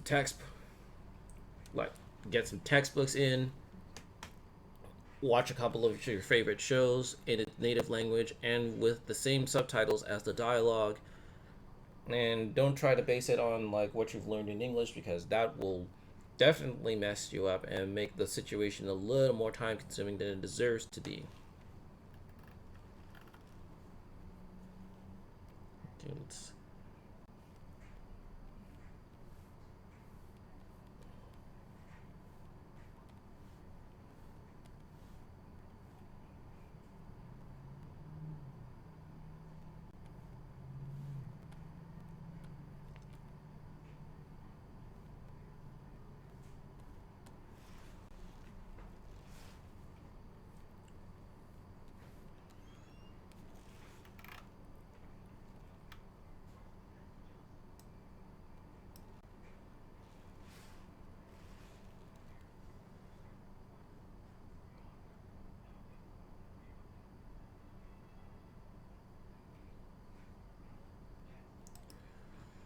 I promised some music, yet none of that is found.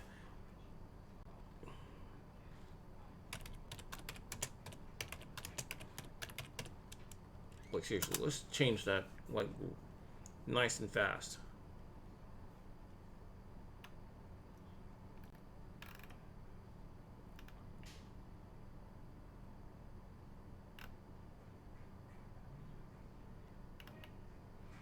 But before we do that, I must break another person's promise yet again. I must break another promise again. So we'll be taking a quick commercial break, and we will be right back.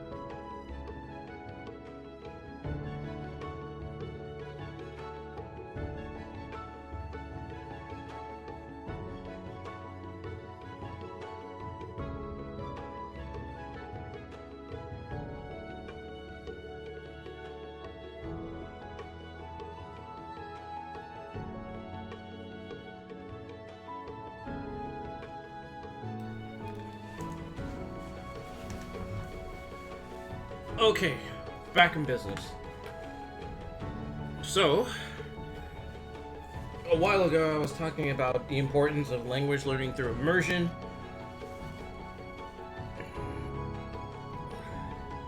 And boy, was it a nice little discussion to have.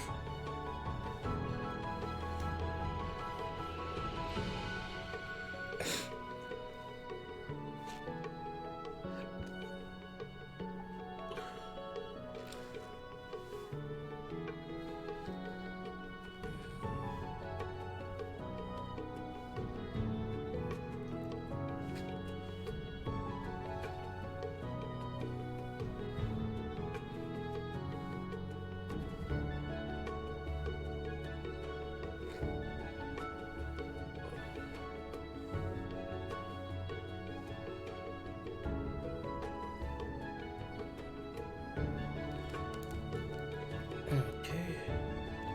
Now we can get to something more exciting.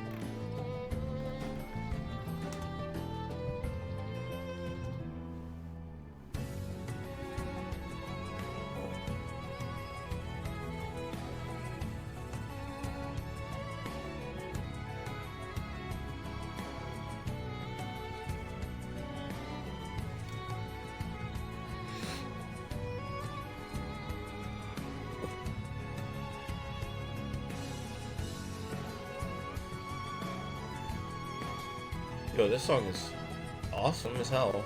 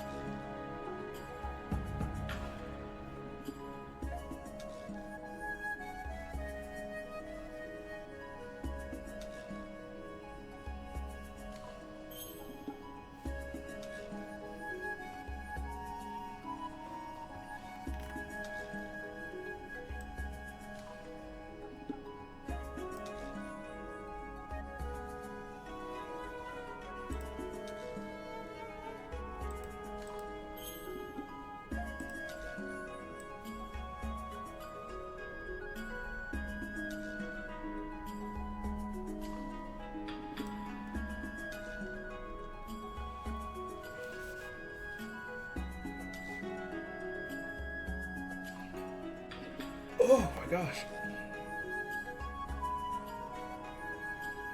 Huh. Sakura Senpai Live is now on her stream, which is awesome.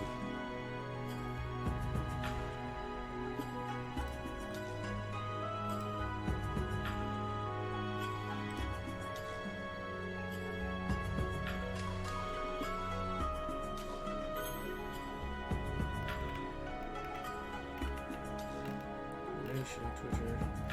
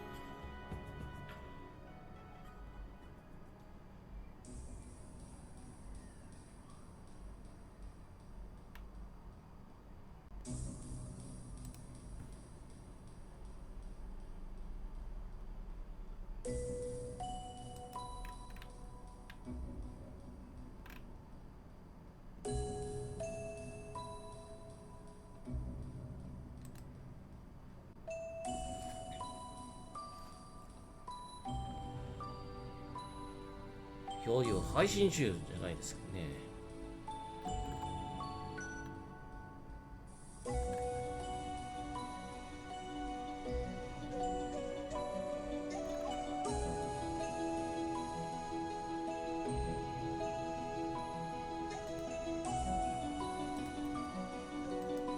はい、これでタブを閉じて描き続きましょうか。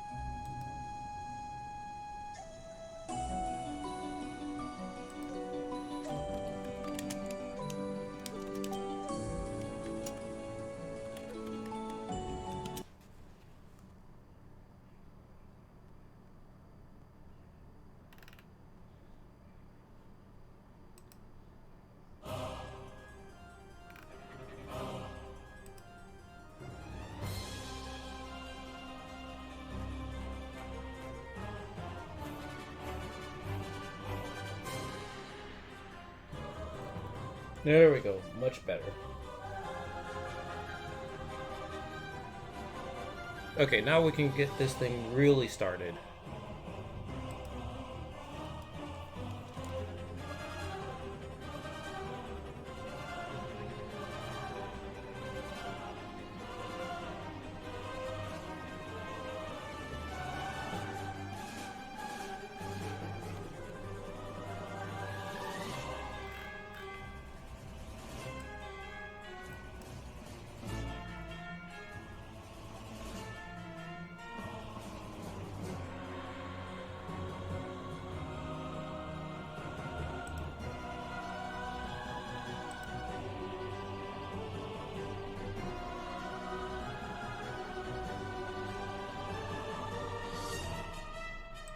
Wait a second. I'm missing something.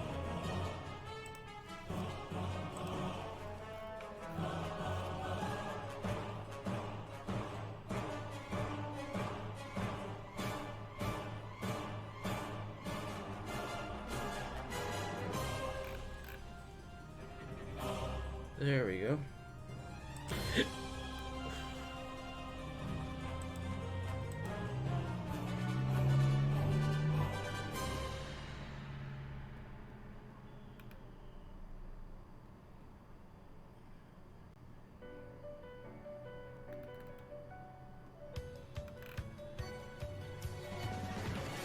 That sounds an awful lot like... Yup. Aria of the Soul from Persona. Except for this is a remix from Smash.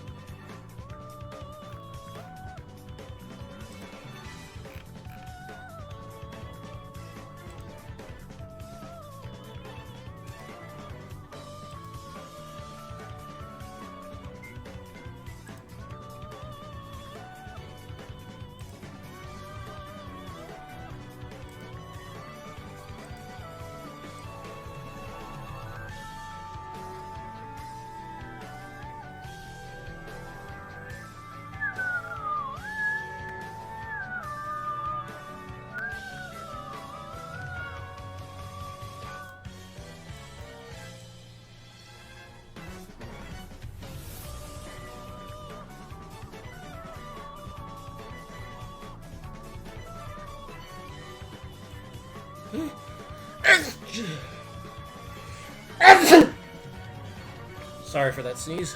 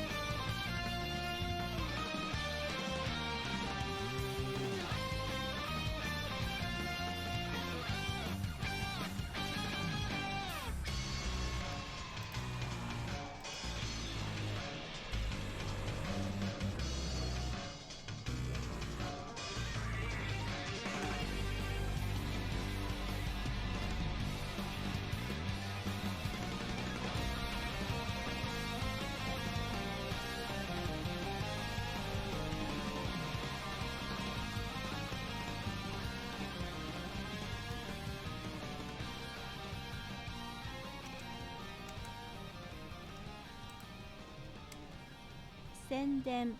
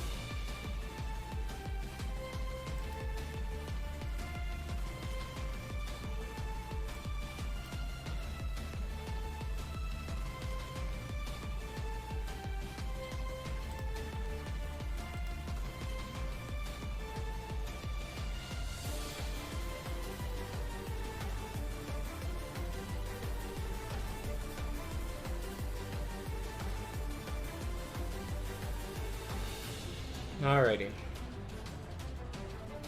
I guess that will conclude tonight's stream for now. Catch you guys next Monday at 7 p.m. Eastern Time. The week after next, on the other hand, that's when I will not be streaming, because I'll be making preparations for Anime Weekend Atlanta. A big shout out to Bird of Passage for becoming my newest follower for the night. And a big thumbs up to a lot of the music here. Also, thanks to anyone who showed their face at the stream. Tomorrow I will be at the Halloween parade over at Little Five Points in Atlanta, Georgia, on Moreland Avenue.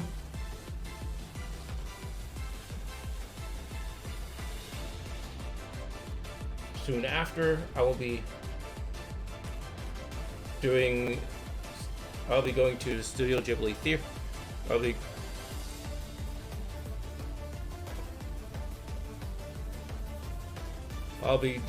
be watching the Ghibli Tour 2019 at my local theater. I'll be watching Spirited Away.